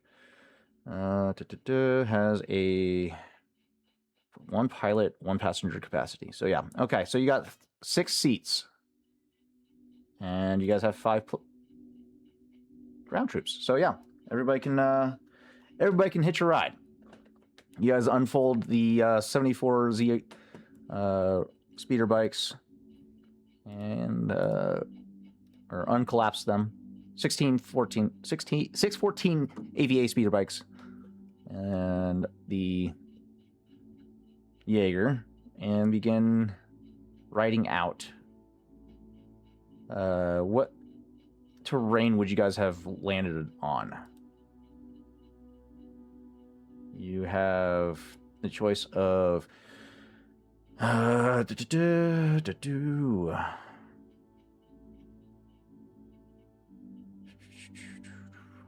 and the legends. Probably somewhere we could put it back to the ship. You guys have the Black Desert, flatlands, which, I mean, your ships will be exposed, mountain terrain, or the volcanic areas, where your ship will be subject to potential volcanic rain. I would say at least mountains. Yeah, I think At least.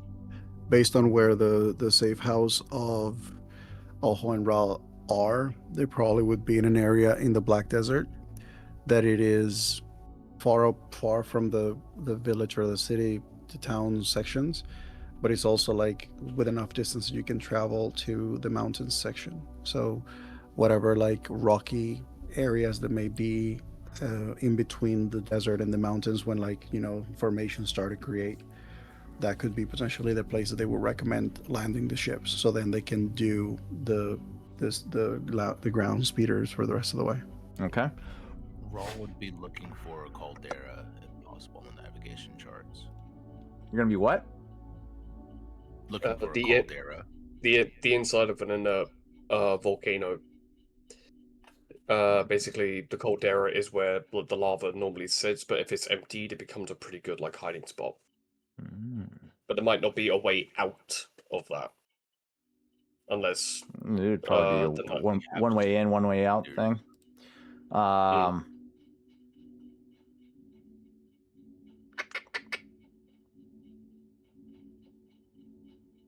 So you're looking for overhead cover, essentially. You guys are going towards the mountainous terrain. So let's go ahead and have a computer check, hard difficulty, or to scan for favorable terrain. Go ahead and cash in a token to upgrade the difficulty by 1. You got a lot of lag there. There we go. So 1 red, 2 purple.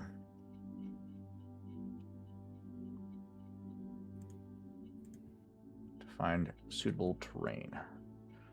Ooh. Oh my. Oh, I'll go ahead and pocket that for later. Yeah.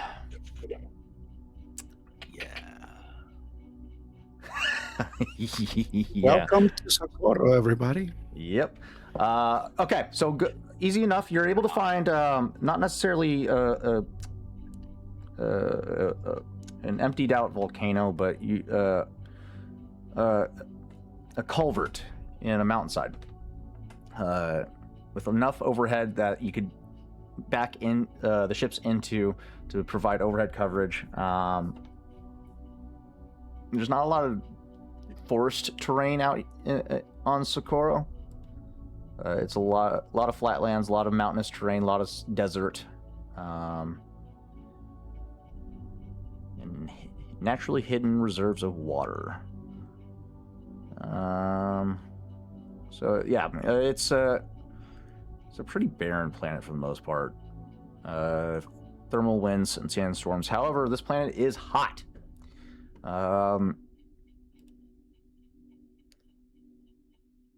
Let's see.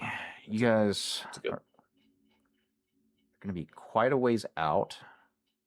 So let's go ahead and get a resilience check from everyone, minus Ego. Actually, I think Ego still does a resilience check due to temperate weather conditions. Remove a setback.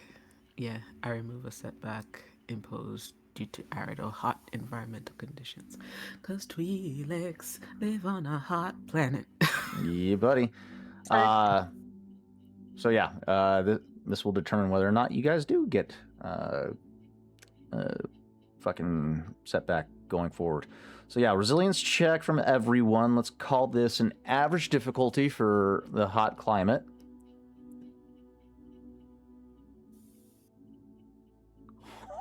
Oh shit. Dove.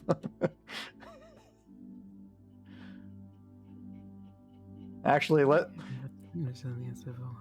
No. that's crazy. Okay. Everybody I did. mean, I would like to point out my site is also saying message channel error. So it was wanting me to update what's wrong.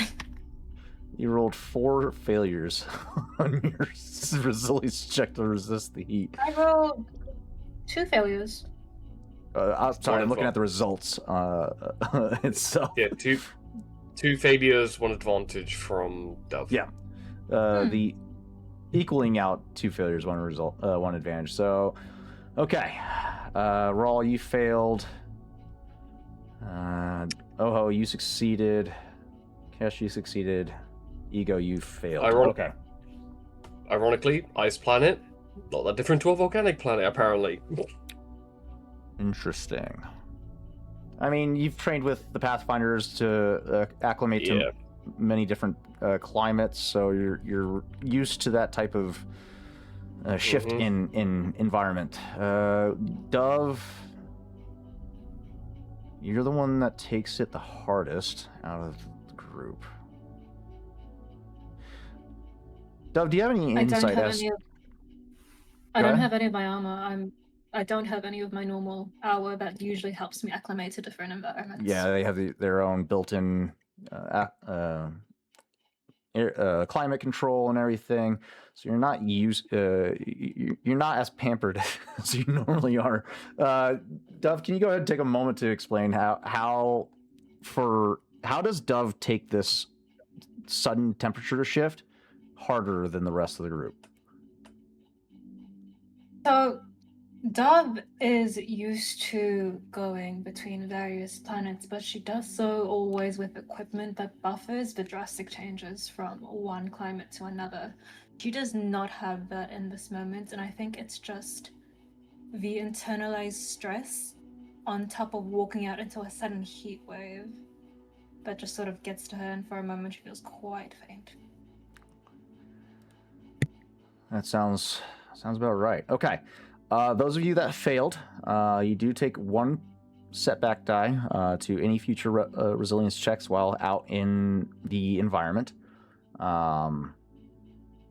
Dove, you will be taking 2 setback to any future environmental resilience checks.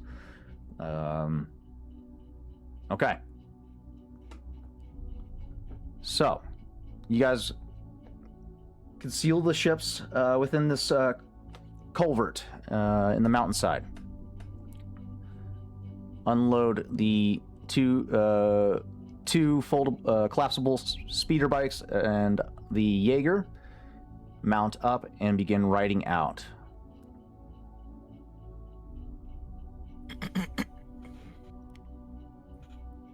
I think the brothers are on the Jaeger and the other 2. Or the 3 are on the swoopers. Pretty good at planetary piloting anyway, so... That being said, as you navigate the planet's surface, go ahead and give me a piloting planetary check. You guys going full speed, mid speed, low speed? Again, it's up to the brothers, because they know where we're going, so they know how fast we need to get there. I don't think we're in a hurry right now. No one really knows we're here, and we don't want to be too I think obvious. mid-speed would be fitting, because it also allows us to sort of scan the area. Like, nobody's looking for us here. At best, we look like people that are navigating the desert, the mountain basin. And it allows us to keep a better eye of our surroundings if we're not going full head on, and prevents us from potentially like having to do some hard piloting circumstances if the terrain or environment changes in a way that we were not expecting. Gotcha. So, a speed of 1. Okay. All right. So, Duff, does it visibly look like you are not well, or are you trying to like keep a brave face about it? She does try to keep a brave face about it, but you can see she's like sweating a little bit. And she's probably sweating visibly as well. And sort of just trying to wipe that off the back of her hand. Okay. Not to make you a passenger princess or anything, but do you want to ride with me? She looks like she's going to protest on principle. Her mouth opens and she gets a little twitch in her eyebrow, and then she says, "You know what? Yeah, whatever." Great. I didn't want to have to like try and force you because I knew that would fail. So I'm glad we're in agreement. At least, to be fair, better than the alternative. So, this will be a piloting planetary check. You're going mid speed, so call this a average difficulty. Does the silhouettes change the difficulty at all? You're going.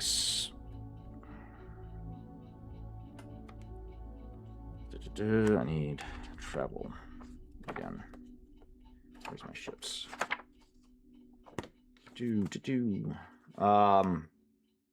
Say this is. I said average difficulty, right? All right. Go ahead and roll that. If we need to upgrade, we can upgrade afterwards. Just need to get a confirmation on something. 2 successes, good. 1 failure, good. I like it. Thank you. Great. All right. And one more piloting check. Me. Whoever's driving the Jaeger. What difficulty? Average. Average. We would we get a boost die for being a planet that we used to navigate to do these rounds in the past? Yes, and you guys also have setback die. Sorry. I don't. Those who failed the resilience check. Correct. I didn't. I didn't also. I Aren't remove you? one anyway, so Oh, look at That's that. fair, yeah.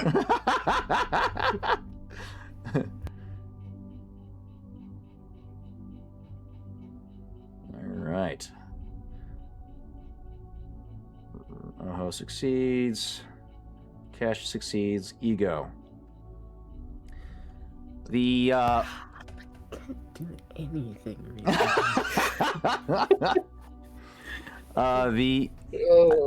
the way that this look, I imagine this looks is the seeing Dove in this condition is a first for you, and it's alarming and distracting at the same time, because you're seeing her growing, getting faint from the drastic temperature change from what you guys have just came from, and you're constantly checking on her to make sure she's not about to go unconscious and fall off the bike while you guys are traveling.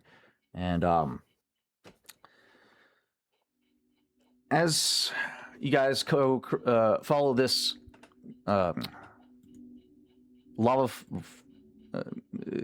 long cooled lava riverbed,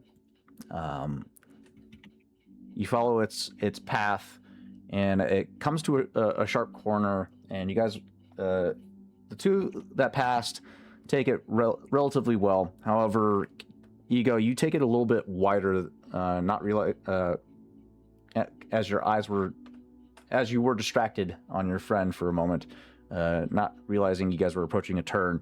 So you take it in a bit wide.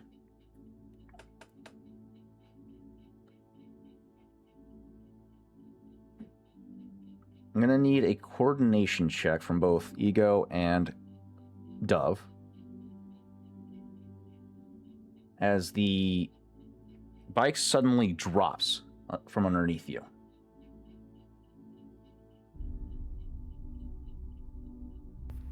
Difficulty. This will be a average difficulty. Yeah, your guy's going mid speed, so yeah, average difficulty. Okay, 2 successes, 5 successes. 5 successes, 5 advantages, muscle memory. Nice. And Ego? You got a Success! Ego got 1 success. Dove, you do need a 2 setback die to that roll. If Just, we're roll unsure two. how to, you're just gonna have to roll 2. Yeah, you don't have to re-roll the whole roll. Just add roll 2 black d6. Granted, it's not going to take away your successes. There's no fucking shot. Okay, so 5 successes, 4 advantages. Like you said, your natural instincts kick in to the sudden shift in center of gravity. You manage to land on your feet. The two of you land on your feet. However, Ego, you kind of go sliding deeper into this hole that you have found yourself in. That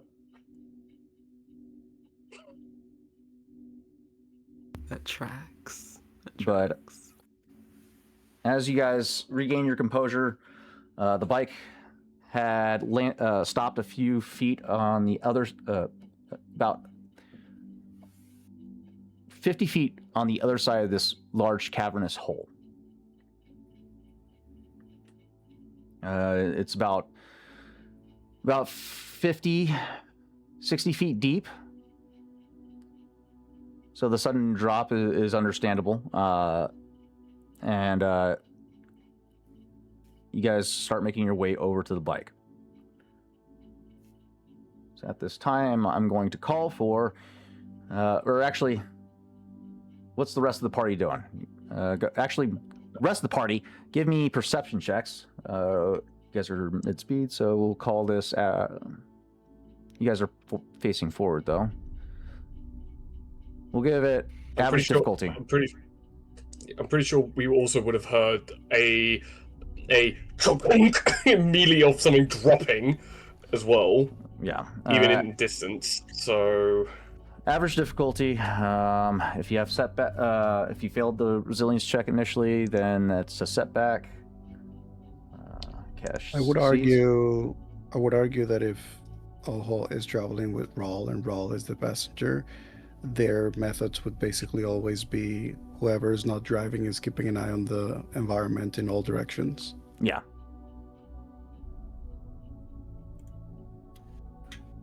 Right, and Rawl has his macro goggles, so... Do we get a boost in Rawl does.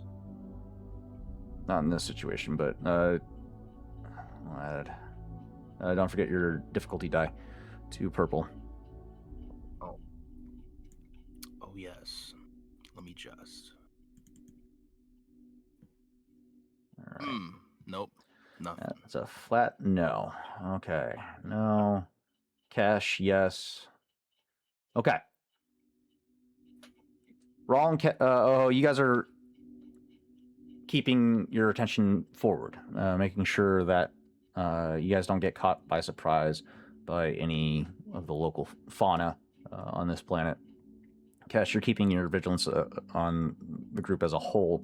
As you are looking off to the side, you do pick up the sound of the speeder bike that Ego and Dove are on, the repulsor lift and thrusters suddenly letting out a high-pitched whine as they make a sudden descent, which is weird and catches your attention as you look back. What you don't see is Dove and Ego.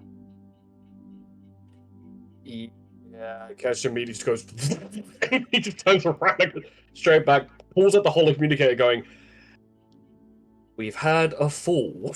to Roll and Oho before booking it back to the group. Do I see the hole that they accidentally dropped into? Yeah, paying attention, you'll be able to see the hole. However, Okay. at this time, Dove and Ego, go ahead and give me a... Let's see. Let me pull up.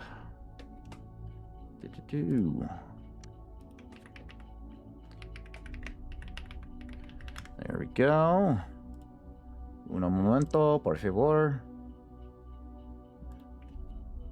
Tarzan, I swear to God, if you make me fight something in this hole, I'm gonna fight you in real life. Welcome to the Snorlax pit. Technically speaking, it could be a great way for us to refresh some of our traps in our safe house by luring some of the fauna that we've sometimes used. So, it's going to be an easy difficulty. Perception check from Ego and Dove.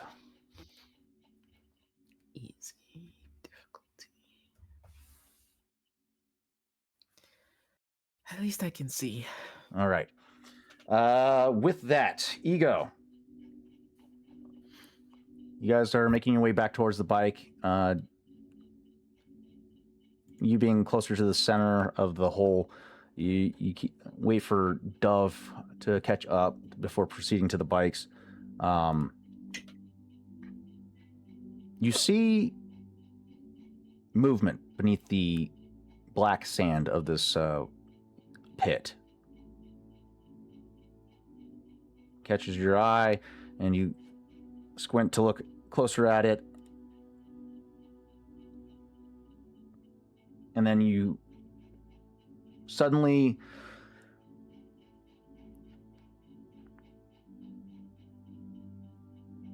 what's the word I'm looking for?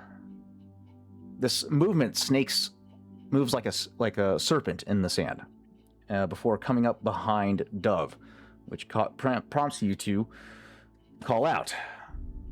Let's go ahead and get a initiative as a large tentacle sprouts from the sands, lurching at Dove. Great. So You would have had to give him ideas, huh? Well, to be fair, it was already in my Vigilance? plans. It's okay. Vigilance, is it? Oh, cool. Your choice of cool or vigilance, since Ego was able to spot it before it was able to attack. What's the difficulty? The initiative just that has no general? difficulty. Thank you. 2 successes, 2 advantages. Yes. 4 successes, 4 advantages. Yes. 2 advantages on my end.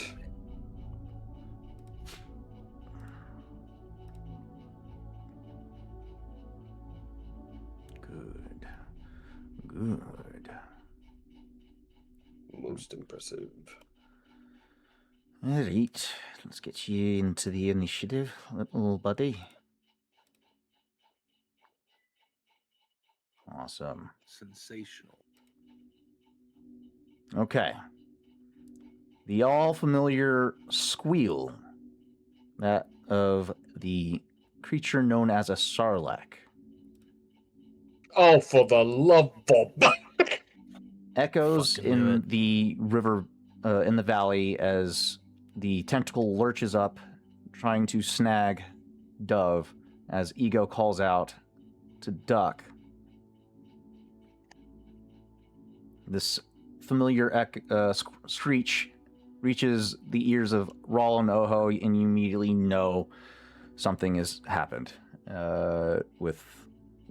Something is happening with one of the party, and you guys turn back on your bikes. You guys are currently extreme range from the hole. Dove, you are short range from the Sarlacc. And Ego, you are short range from the Sarlacc. Kesh, you are long range from the Sarlacc. All right. Who's going first? May I go first? Oh, yeah, go ahead. Reacting to Ego's warning. Remind me, a maneuver that can be used in addition to our action based on the advantages we have. Is that correct? Yeah, you can get Is a that right? free. You can get a free maneuver if you roll enough advantages, as long as it doesn't exceed the 2 maneuvers per round. That's That rule. fine. I rolled 2 advantages. Dove is going to use her maneuver to summon an item, which is her Night Sister Duskblade, which just manifests with a soft glow of this green magic, and swings behind her to use that to attack the Sarlacc tendril that tried to grab her. All right, go ahead and get that attack. Is this yes, it is selectable. Short range, did you say? Or would it be engaged? For the tentacle, it would be engaged. Yeah. Okay, great.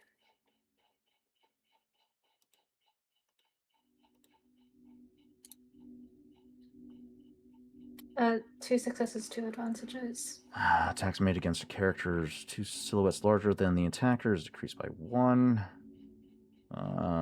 The difficulty of an attack made against a character 2 silhouettes or smaller is increased. So the difficulty is reduced by 1 for you. So, but you already you didn't roll a additional result on that second one, so we can go ahead and consider that just the 1. That's good. That's 2 successes for a total of 10 damage. My soak. Perfect. The tentacle.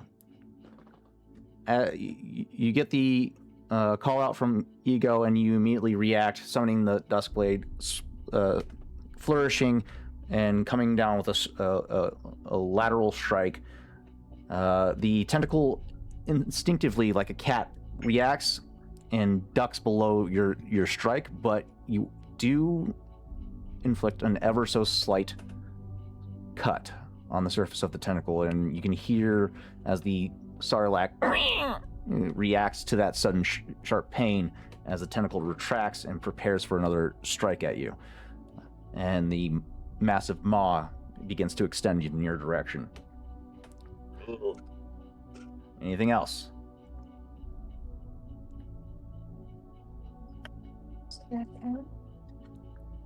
I'm just double checking what the actual properties of Kotos is, because I cannot recall. It protects you against Sunder, and let's see. If you go to the combat tab, it should list the properties of the weapon on your weapon, and it should tell you what the properties are.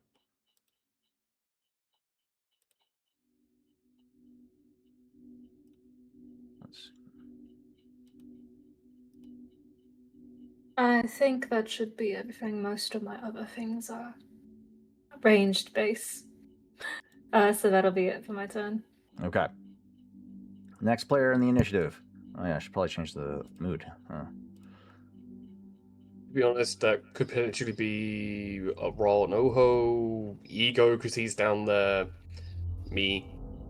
So, but then again, Raul and both of you are quite far, so. Yeah, but distance is not a problem for me. That's true. You guys are on super bike, so you guys can cover a lot of ground pretty quick. Yeah, but luckily for me, I have a beautiful gift from last season that I still carry and I didn't lose. So I can go unless Ego, since you're nearby, want to take that round, you can do it too. So you said that the Sarlacc's maw is already extending toward Dove, which makes It's me 50 think below, that- 50 feet below the road line. So from your distance, you cannot see that Sarlacc at all. You have to. Okay, get- but I can see the tentacle. No, it's in a pit, which is below the your guys' eye line. So you got to get up to that edge of that pit to see the Sarlacc. Also, all of it is below ground Correct. level. Yes. Hmm. So you guys got to close the distance to get up to it, just to get a shot at it. So it's Goddamn. it's considered completely concealed from your guys' position. Would it still be considered completely concealed if I were to turn my thermal on my eye on? Well, I mean, you'd be able to see its heat signature, but you can't I know shoot that through it dirt. wouldn't It's not I mean, a rail if that cannon. is the case, if that is the case, if we see that and I see that they have fallen and they're not even within sight, then the only thing that we can do is just Close the rush. distance. Yeah, close Yeah. the distance. With the speeder bike, I mean, if you go full speed, if you accelerate to full speed, you could close 2 range bands. If you stay at the speed of Yeah. 1, you're gonna only be able to move 1 range band. How many range bands do we have? We have 4 to cover, I believe. Extreme to long, long to short, medium, and then medium to short. Would So, driving be an action or a maneuver? Should list it in the action economy for the vehicle. Let's see.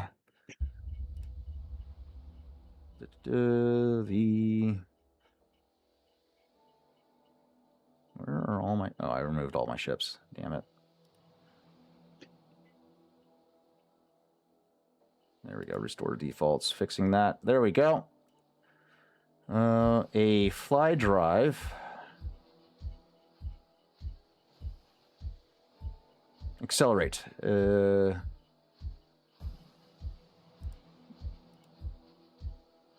hell? Doesn't tell you what they are anymore.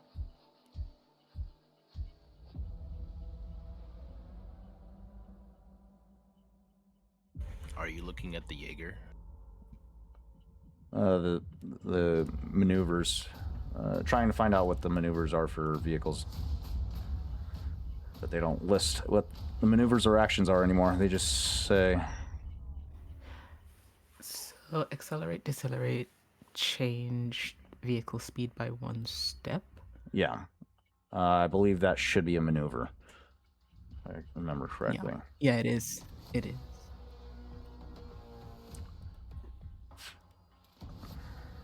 Why doesn't it list that anymore? Okay. You've So gotta take them out. we are traveling at medium speed. We're going to, as we hear this, we veer certain direction and we start full speed trying to close the distance. So it would take 1 maneuver to accelerate and then another maneuver to move 2 range bands. So that would put you from extreme to medium range. Yeah, we'll do what we gotta do. All So right. I'll use the strain for the 2 maneuvers.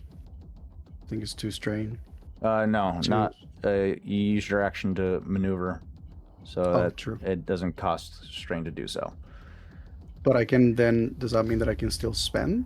No, 2 maneuvers per turn, unless you have an ability that allows you to exceed that.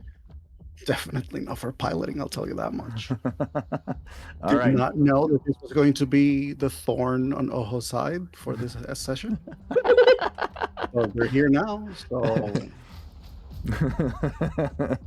I like it. we're about to see some very Oh, clumsy, embarrassing con- stuff. For context reasons, this is the Despair cash-in encounter. Of course it is. Of course it is. Of course it is. Just so you know, I will make a feast out of that Sarlacc afterwards. I All swear right. to you. Who's going next? Do I mean, you need me to roll, or is it just? Or I'm No, there's no covering? piloting. There's no check for maneuvering. Perfect. So yeah, we're just closing the bed and now we're medium. Correct. Yeah. Noted. Thank you. I was on my way back, so I don't know if I was at the long range. I believe I said you were medium range. So Yeah. you're at the speed of 1. So, You can maneuver 1 range band, which will put you in short range, which will give you line of sight on the crew, in the pit, and the Sarlacc. Or you can accelerate as a maneuver and get, but then you'd have to use your action to maneuver again to get in range. Yeah. I want to get there, and I just want to see where Dove and first off, just to analyze and see where the Sarlacc is showing, how close Dove is, seeing the Dust Blade, just cataloging that for another conversation later, and then seeing Ego, and then seeing where the speeder is. So it's kind of like trying to one more differentiate. Point of order for Oho: when you activate, when you utilize your thermal imagery for the Sarlacc pit, you would have been able to identify this as an adolescent Sarlacc. So not the giant monsters that we know. This is a very young. This is a young one in a sense of how smaller in scale. Yes. Yeah. So with enough. So would. But you wouldn't be able to tell. You just see the maw. Yeah, just see the beak, and it's like, okay, cool. Would these speeders have rope or something of a cable tie for people to hold on to? Not without modifications, no. Shit. Okay, the most I can do in this moment is just pull out the military horde blaster I've got, just start shooting at the maw to try and get it to back off, basically. That's the most I can do, because otherwise it's dropping 60 feet into a pit and possibly dying. So yeah, so I'm just gonna I'm gonna shoot it. Go ahead and take that combat action. Short range. Sarlacc, build the pool. Oh god damn! Why is it a challenge? Okay. Yeah, it's like upgrade 2 to a challenge. Mm-hmm. Yeah, I'm aware this is gonna go well. Oh! You're able to downgrade 1 success. difficulty? No, I rolled it. I honestly do not know what to tell you on that one. That's how the pool formed in your. Yep. Interesting. You must have an ability that allows you to downgrade. Nope. Skill ranged light, weapon military holdout blaster. Difficulty short range, because if I'm in short range, then that's the range of the actual weapon. Two chance ratings, but the short range makes it an easy difficulty. Ah, that's why. Okay. Yeah. Yeah. All right. Cool. But I generated a threat with it. But I did one success. All right. That is 7 damage. You fire a blaster bolt at the beak itself. The blaster bolt impacts into the beak, but glances off and impacts into the mountainside. No effect. Right. At that point, Keshla pulls at the holder communicator going, I see you made a friend. And then switches to Oho and roll. As quick as you can, and if any of you have rope, that would be a great help right now. Click. Get them out if you can. We'll be there soon. I would if we had modified these with cable ties or rope, but I am sadly lacking right now, so the most I can do is just ignore this thing to not attack them. Just do it. Oh, it's like, what is this conversation? Well, he's literally firing while talking and just like, I'm trying to get this thing to back up. That's the most he can do. He doesn't have rope, he doesn't have cable ties. The most he can do is just shoot to annoy it enough to go away. Let's do that. All right. That's your turn. Next is the Sarlacc. All right. Again, being that the most closest targets of Delicious Delight are Ego and Dove. We're gonna try to get some snacky poos. Let's go with Dove, short range.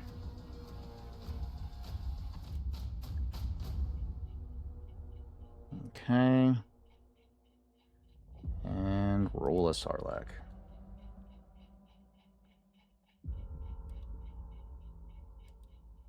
Targeted by a combat check, range, or melee, the character may choose to immediately perform a dodge incidental to suffer strain, then upgrade I will do that. difficulty. I will do that, and I will confirm. Nice, and it automatically upgrades. That's so fucking cool. That's cool. Upgrades, people, upgrades. I like it. Okay, 2 advantages. You manage to avoid taking damage. What can I do? I have to hit in order to get the snare to activate. Damn, I can't do nothing. Alright. It adds restraint to me as well. It does. It calculated everything. That is awesome. I like that. 2 advantages.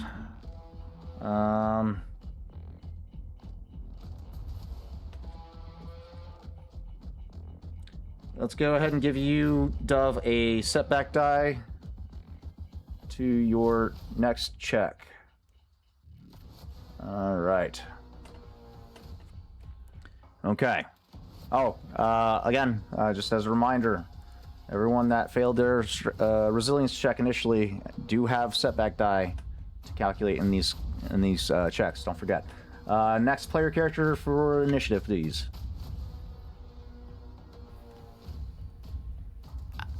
Let me just. Let me cook. Not cooking, just running. Running to the speeder bike. I am going to see if I can maneuver this thing to pick up Dove so we can get off the ground. I don't think we can get out the pit, but we just gotta get off the ground. It would have been from your position long. So long to medium, medium to short. And then short to engaged. So it would take 3 maneuvers to get to the speeder bike. So you won't be able to get to it this round, but you'll be able to get to it next round. All right, I'm hoofing it. All right, that's your action and maneuver to perform 2 maneuvers without strain. Mm-hmm. Okay. And finally for this round is Rawl. What do we got, buddy? My good sir DM, would you allow the brothers swap places on the Night Screamer so that Rawl could pilot while his brother shoots as an incidental?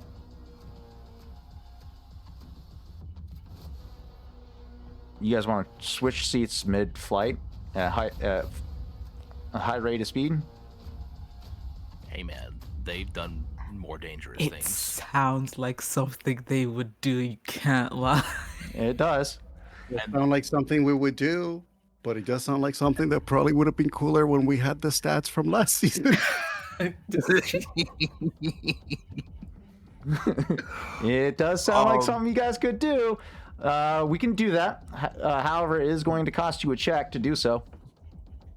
Which will take your action. Rawl's that's fine because Rawl's end goal is to gear up to punch it to get closer. Okay.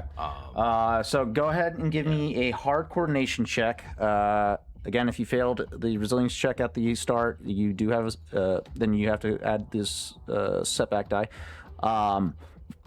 Then for the rate of speed, you guys are full speed of 2. We'll say this is a hard. Because it takes 2 to tango. No, you cannot have a boost die. I'm contemplating on whether or not this should have a setback die or not. Granted, this is a maneuver that you guys practiced frequently, so I won't incur any setback die for it. So yeah, hard difficulty coordination check to switch positions.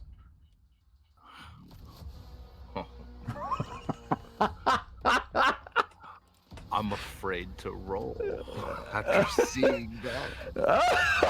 It's all on you, buddy. Can I use the light side token to try to make this succeed, please? It's up to you guys. One of you is falling off the bike for sure. Yeah, at this point, please. At least one is down the Okay.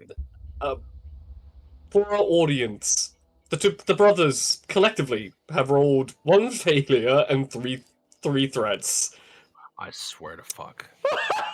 But what advantage?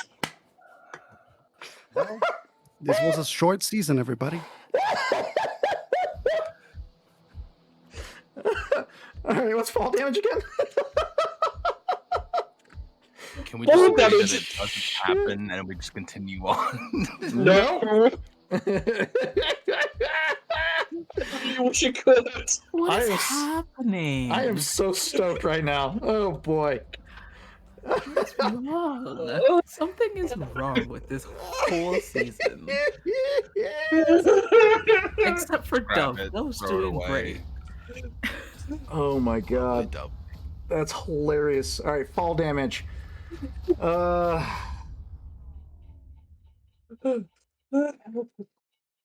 is victim might be able to stop damage caused by these hazards by rolling on the ground. That's putting out a fire. This is falling. Falls from a height. The GM should determine the distance. You guys are traveling at a high rate of speed. This would be an average athletics or coordination check to reduce the damage suffered by 1. Each advantage reduces the strain suffered by 1. A triumph could, at the GM's discretion, reduce the overall distance fallen by 1 range band as the character grabs onto the handhold or something else to slow his fall. Let's say that, so you guys are falling short distance. You guys failed your check.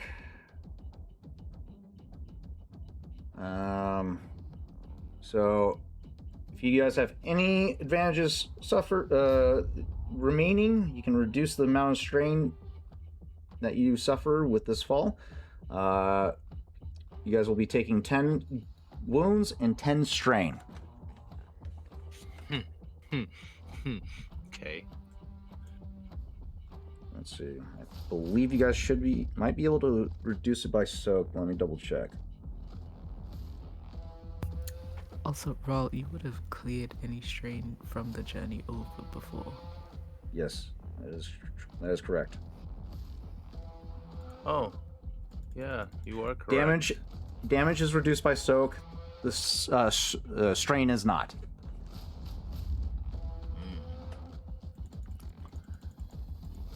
Whew. What a choice. So, also, I'm going to need a collision on the Night Screamer. What was the major collision for a ship?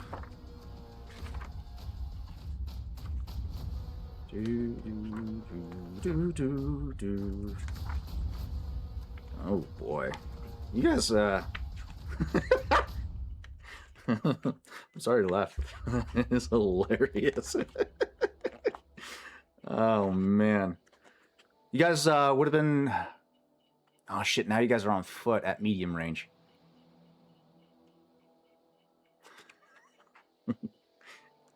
Yeah, at least you can cover ground on pretty fast on foot. All right. Critical hit result for a Night Screamer plus... There we go.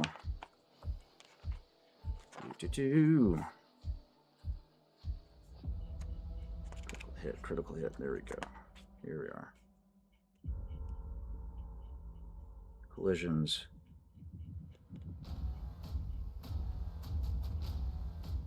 Major collisions.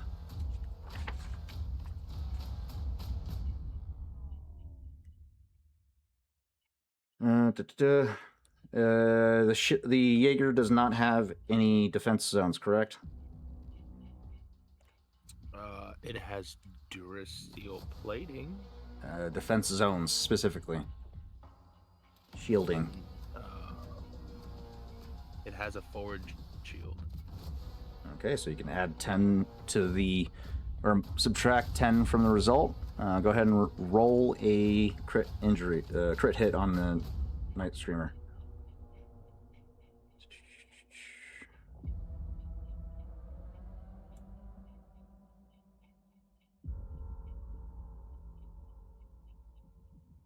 Nav computer failure.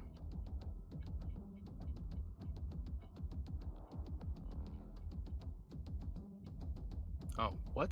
That makes no sense.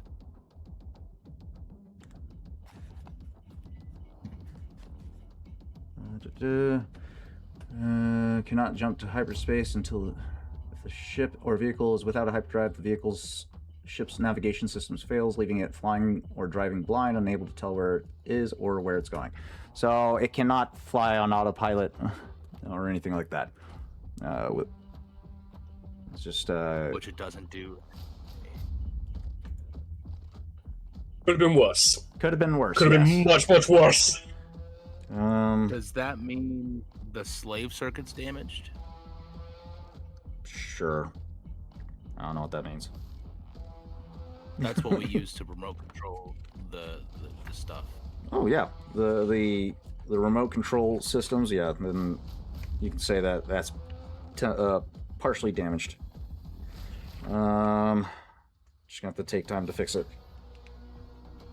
Okay, that's the end of the first round. Next up in initiative, another player character slot. Who's going up?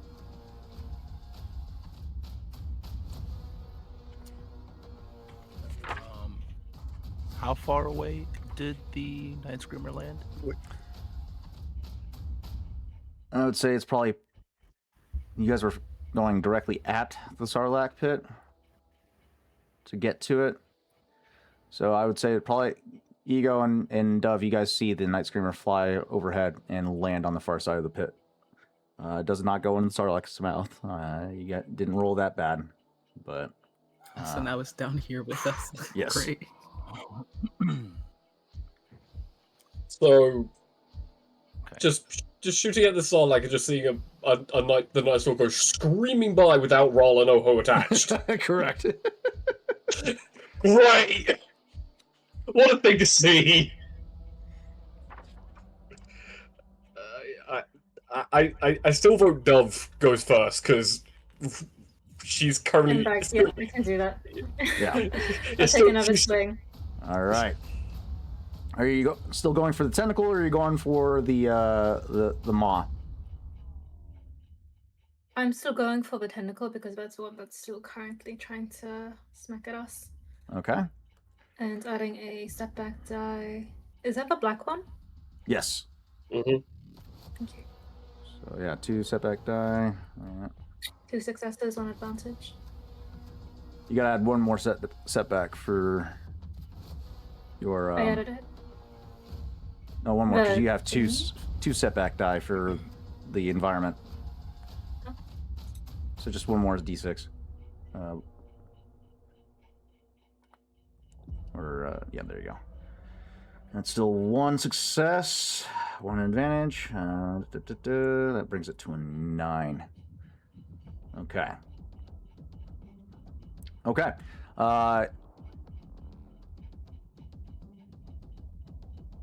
The tentacle lurches at you. You do another counter strike. However, the hide of this tentacle seems rather tough as your blade just glances off the surface of the hide and appears to affect no damage on the tentacle.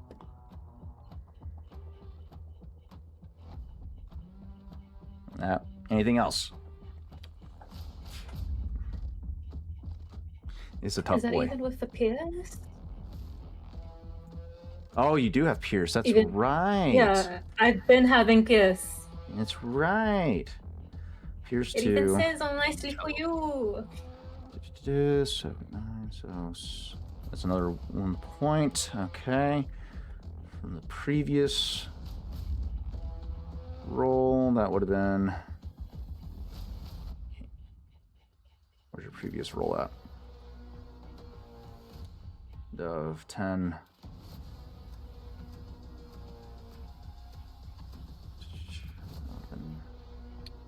Would you all consider that a successful attack? And if so, do you mind if I use one of our light points to use targeted blow? Go for it. Cool.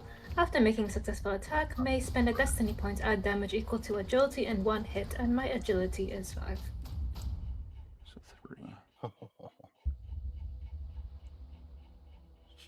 Okay. You're adding how? Adding what? Targeted blow, so it takes additional damage equal to my agility. My agility is 5. Perfect. Okay. Okay. Well done.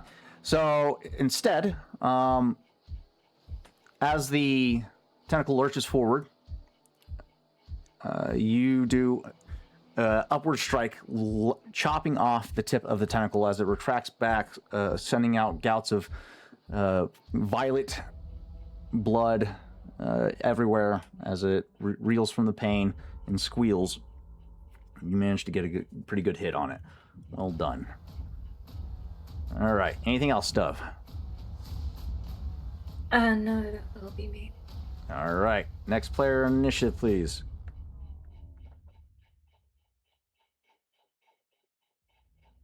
You want to go next? Don't everybody jump mean- at once. We get how many turns before the Sarlacc? One more. 2.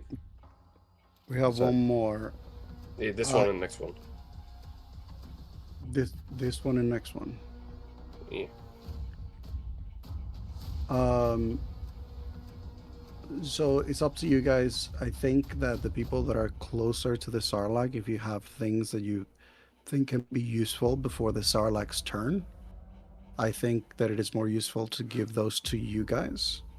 Because for us, literally, it's just going to be closing distance. There's nothing we can do because we can't even see the thing from here. So, like, it will be irrelevant from our part to go before or after. So I think that if you guys have things that you can do that potentially either lower the HP of the thing or help Dove or whatever, go for it. I don't have anything helpful except for trying to get out. So, I get to the bike. I'm on the bike. That's another maneuver. So you got an action. If you're doing, Action. or that's, you either have an action and did that second maneuver to with strain, or you. I'll do strain. And then Okay. action fly drive. Okay. I'm Alright. going to move towards Dove. Gotcha. All right. All right. All done. You're now piloting towards Dove to get her out of the pit. Next Yes. in the initiative, please. I'll go. Kesh, just so you're aware, you do have guns on the 614 AVA speeder bikes. I do? Yes. Vehicle Oh. sheet is available to you. Oh, okay. Hold on, let me don't- assign you so you can see him. 1 second. Yep. Thank you. There you go. Do I need to refresh my Probably. page to see? Just close out your character no, sheet and no. then. Okay. I see it.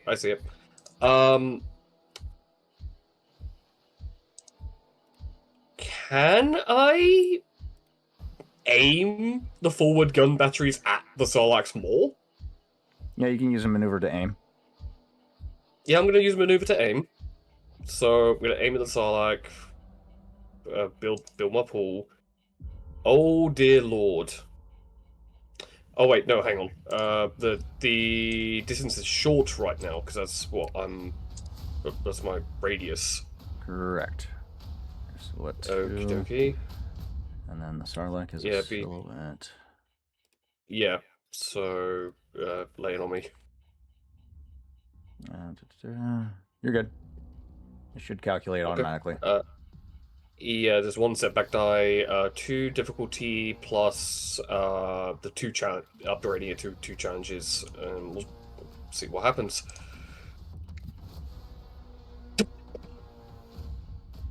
Jesus. No! That's a hell of a miss. I'm pretty sure I would have more luck with my goddamn blaster pistol. I mean, you didn't even use your boost die for the aim maneuver. Oh, That's not going to change. gonna add a boost to that. That's not gonna I change know it's your not going to change forward. anything, but out of principle, I would like to roll. Hey, look at that. Okay, so it made it less shit. It made it less bad, but it's still bad. All right. Blaster bolt from the swoop bike goes wide and impacts in the side of the in the dirt by the maw of the Sarlacc, and that's gonna end your turn. You still got a maneuver. No, I used a maneuver to aim. Oh yeah, that's right. Well, you can spend strain to maneuver again. I wouldn't even know what I could do with a maneuver besides going down and trying to grab someone and trying to fly back up. Like that, I wouldn't know what else to do. A maneuver you could drive. So if you've been stationary, you would have used your maneuver to. I would have given you a free maneuver to stop. However, you would have to burn another maneuver to start moving again. Yeah. Can I actually switch my military hollow blaster to a stun setting to see if I can stop chipping strain off this thing? At least in the next round if it comes to that. That's perfectly up to you. Yeah, I'm gonna activate. Literally just go click it to stun to see if I can just start like getting this thing to slow down. But yeah, that's my turn. All right, Sarlacc Pit's going to continue its assault. Come on, hurry up and load. You guys are really cashing in those tokens. I need to start spending some. Come on, hurry up. What's taking so long? Let's refresh. I think the server's acting up. You don't have to cash any more of those in. Short distance. Let's go ego this time. Build pool. Cash in a token to upgrade by 1. Dove is proving to be difficult. Okay. Ego, you take 8 points of wounds as a tentacle sprouts up from the sand underneath your feet and wraps around your legs and binds you. 1 point of advantage to act. Is ensnare active or inactive? Active. Ooh, you almost caught a crit. You almost got a crit.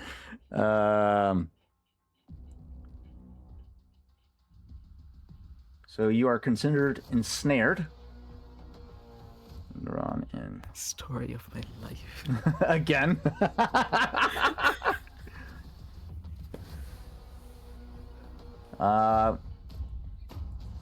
In order to try and break free of the check, any attempts made will be hard and with 2 setback die.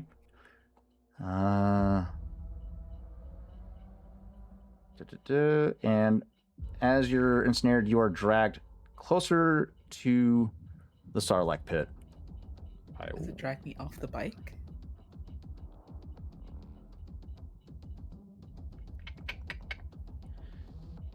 At the end of their turn, at the end of the Sarlacc's turn, you were dragged 1 range band closer.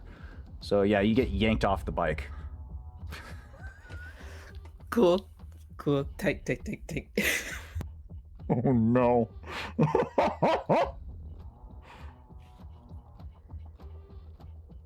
Tell you what, let's. No, Tarzan, it's fine. It's okay. No, you should be able to. You should be able to fight something like that. Let's give you. This is going to be a hard athletics check.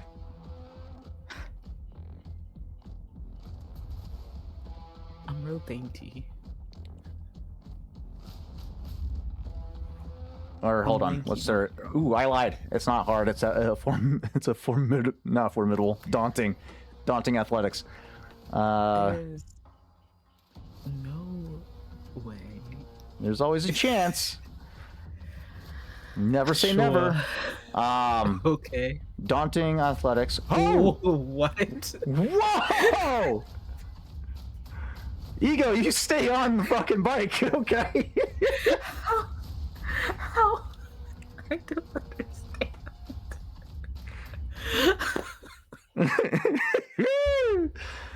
Ego So- saw his life flash before his eyes. You are still on the bike. Okay. The The tentacle force works in mysterious ways. the tentacle lashes out of the sand beneath the speeder bike and wraps around your leg, binding tightly. You start to, instead of continuing your direction towards to Dove to pick her up and get her out of the Sarlacc pit, you're now dragged in a wide arc. The Sarlacc pit is trying to drag you, or the Sarlacc is trying to drag you to its maw. However, the bike, you manage to keep yourself on the bike. But you are considered ensnared for 3 rounds, unless you can break free of this ensnare. That is crazy. But yeah, you got 2 setback die to try and break free. Oh, we got to add 2 setback die to that For why? because of the drawn-in feature of the Sarlacc. You want me to roll it, or do you want to roll it? And I don't even know anymore. I'll just do it. It's fine. Just 2 setback. Okay. Great. I'm So- still on the bike. You're still on the bike. Just 6 points of threats generated. I could be mean. I could fucking be mean. No, you managed to hold on. So instead of being mean and cashing in those threats to knock you prone, I'm just gonna say you're gonna take 6 points of strain instead, just to make it thematic. 'Cause it just makes more sense that way. So yeah, you're straining to stay the fuck on this bike and not be pulled into a gaping, drooling maw of a Sarlacc pit. That will end the Sarlacc's turn. You are drawn. You managed to stay on the bike, but you. Wait, hold on. Are you drawn in closer if you fail? Yeah, if you fail, you're drawn in. So you managed to stay at short range. So you're not being drawn closer, but you're not getting away either. All right, that'll end the Sarlacc's turn. Who's going next? You got the brothers on foot because they tried to pull some shenanigans, and unfortunately, it did not work for them. I mean, I don't know that we have anything. How much ground can we cover using both of our maneuvers to advance? 2 range bands. You guys are currently Medium. medium So range. Medium to short to engaged. Yeah, you can Or get sure into is it- gauge, but you're gonna have to drop 50 feet. If I close but from if they- medium to short, if I close from medium to short, do I have visual? Yes, you'll be able to see into the Okay, pit. So one maneuver is going to be just to move to close range to short, since I can actually visualize from short. Okay, you correct. get up. Yes, and you get up next to Kesh on the speeder bike, who just misses his shot. Okay. And I'm going to use my action to take a shot at this thing. Ooh. need to double check. I hope that I did this.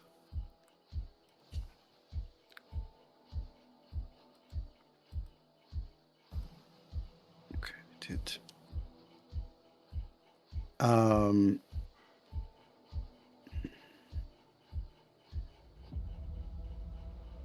Pierce can work through like hard hide, right? Yes. Because Dove managed to do it. Okay. So, combat. How do I do this? I select. The weapon pool. Okay. Then we have Sarlacc. This is short range, correct? This would be considered short range for you, yes. Gotcha. Okay. Let's see what the dice decide to say. It's a weird ass build pool, but okay. I'll trust the. Did you build that last year yourself, or did you add it? I think I added it. Okay. Yeah, that should It be the should correct be the pool one to that it's build. like the. If I use, can I turn one a success into this if I use one of the tokens? Yeah. You have the I would potential say to, yes. Yeah. So the token gives me what, a boost die? It gives you a proficiency die, so you can take one of the green and turn it into a yellow.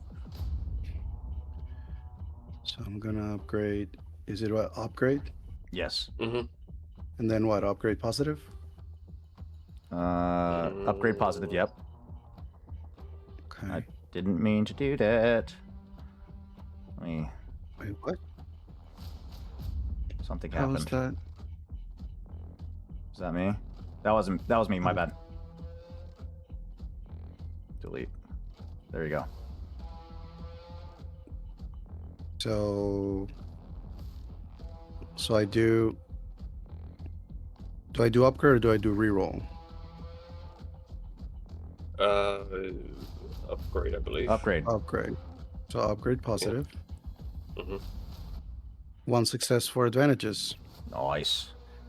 So Nice. that also means that I have 4 advantages and my crit is 2. Mm-hmm. So I'm doing 11 damage. I have Pierce 1. Mhm. And currently I only have lethal blows 1 rank, so that's a plus 10. So lethal blows. Damage net 11. Pierce of 1.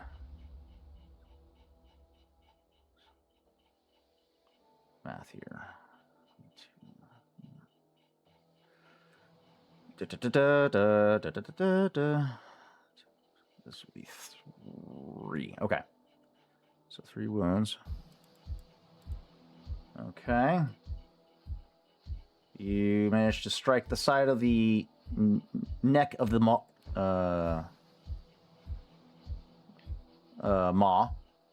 And you said you're doing a crit?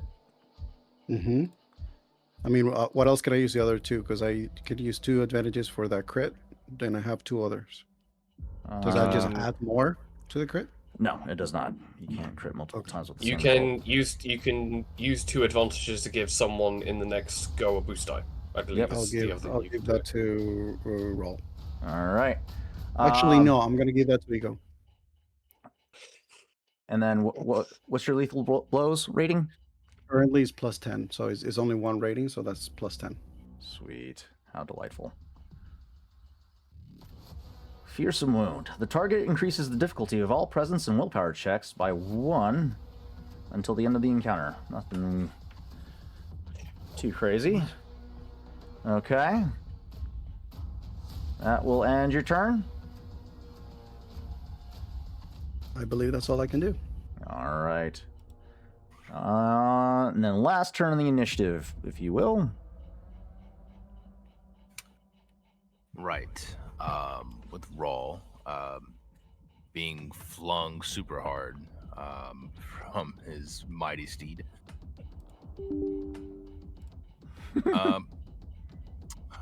I think he's going to. All he really can do is force his way forward. So he's going to run past his brother. As he does so, activate his battle meditation ability as he takes a deep breath and squeezes his shoulder as he runs past, saying, "Keep firing." And yeah, that one light side is going to give an automatic success to all your checks until the end of my next turn. And he's going to use his maneuver and action to get in engage range with the Sarlacc. Okay. You're jumping 50, 60 feet? 50 feet. Oh, I don't know. If he can, I don't know. Fall damage. Let's see. Let's take a look at the fall damage again. Like, how much is 50 damage worth? A lot.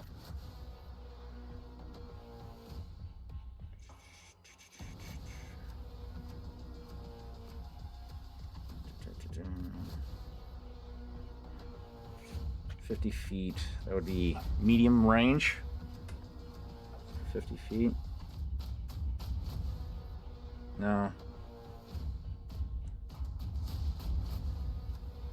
My dimensions are all fucked up here. 50 feet would be considered medium range. You guys would be considered...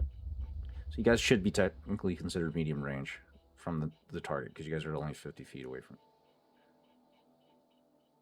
Which is still within your guys' shot range, so that's no big deal.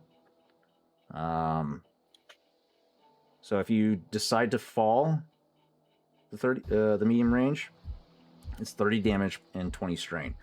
Minus soak. Oh. No, never mind. I didn't know that was how much it takes away. You can reduce the damage taken by performing an athletics or coordination check. Each success reduces the damage suffered by 1. So, I mean, that's a lot to willingly take on. But you do have the endure ability. No, I don't. Oh, you got rid of it? No, it's just it doesn't. All it does is critical injury, and I mean, I'm still taking damage. Yeah, that's right. It's not as powerful as it was. No. So yeah,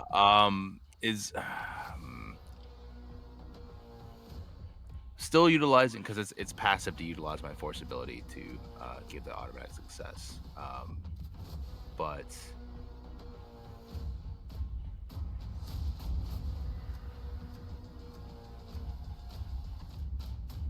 man, I don't have any kind of distance anything. I have summoning your Cratosis axe and just hurling it. Is that a thing you can do? Yeah, let me just summon my lightsaber, then throw it at him. 16 damage. That's not what. I mean, oh yeah, you don't have that ability anymore either. God damn it! I don't. I have the Ichor summon item maneuver. I'm talking about your throne. But I don't have the blade or the throne property that you had last campaign. Oh, strong arm? No, I don't have that anymore. All right. You're throwing my damn crystal, brother? You're throwing my damn crystal? I would never. What are we doing, buddy? It is okay. I guess make a perception check. Is there a way to get down there safely other than just jumping? Fair enough. Go ahead and give me we'll say average perception check if you're taking your time. Since you are taking your time. Okay. If I also may, we probably have gear with us. Limited gear, yeah. Limited, but we probably have some gear. I know that unless we have lost this, like Oho had the gun, the claw, the he's used, that he's carried before. Did you have it when you were apprehended? No, he wasn't using that when he was apprehended. He hasn't really like had it in his possession, like as part of his because of encumbrance. He's just been part of the gear that they're carried whenever they're doing like larger journeys, like now. he wouldn't have it like on him. I mean, now potentially it's just in the sand because of the speeder rolling over. just in case Raw wants to be like, hey, we probably have like rope or some other things. We lived here before. There would be some things that we would have on our person besides just like the weapon and the outfit that we carry. Yeah. I know Rawl has climbing gear that he usually keeps, but that would have been like tucked away for travel, and that would have been on the Night Screamer that's on the other side of the pit. That's in the pit. So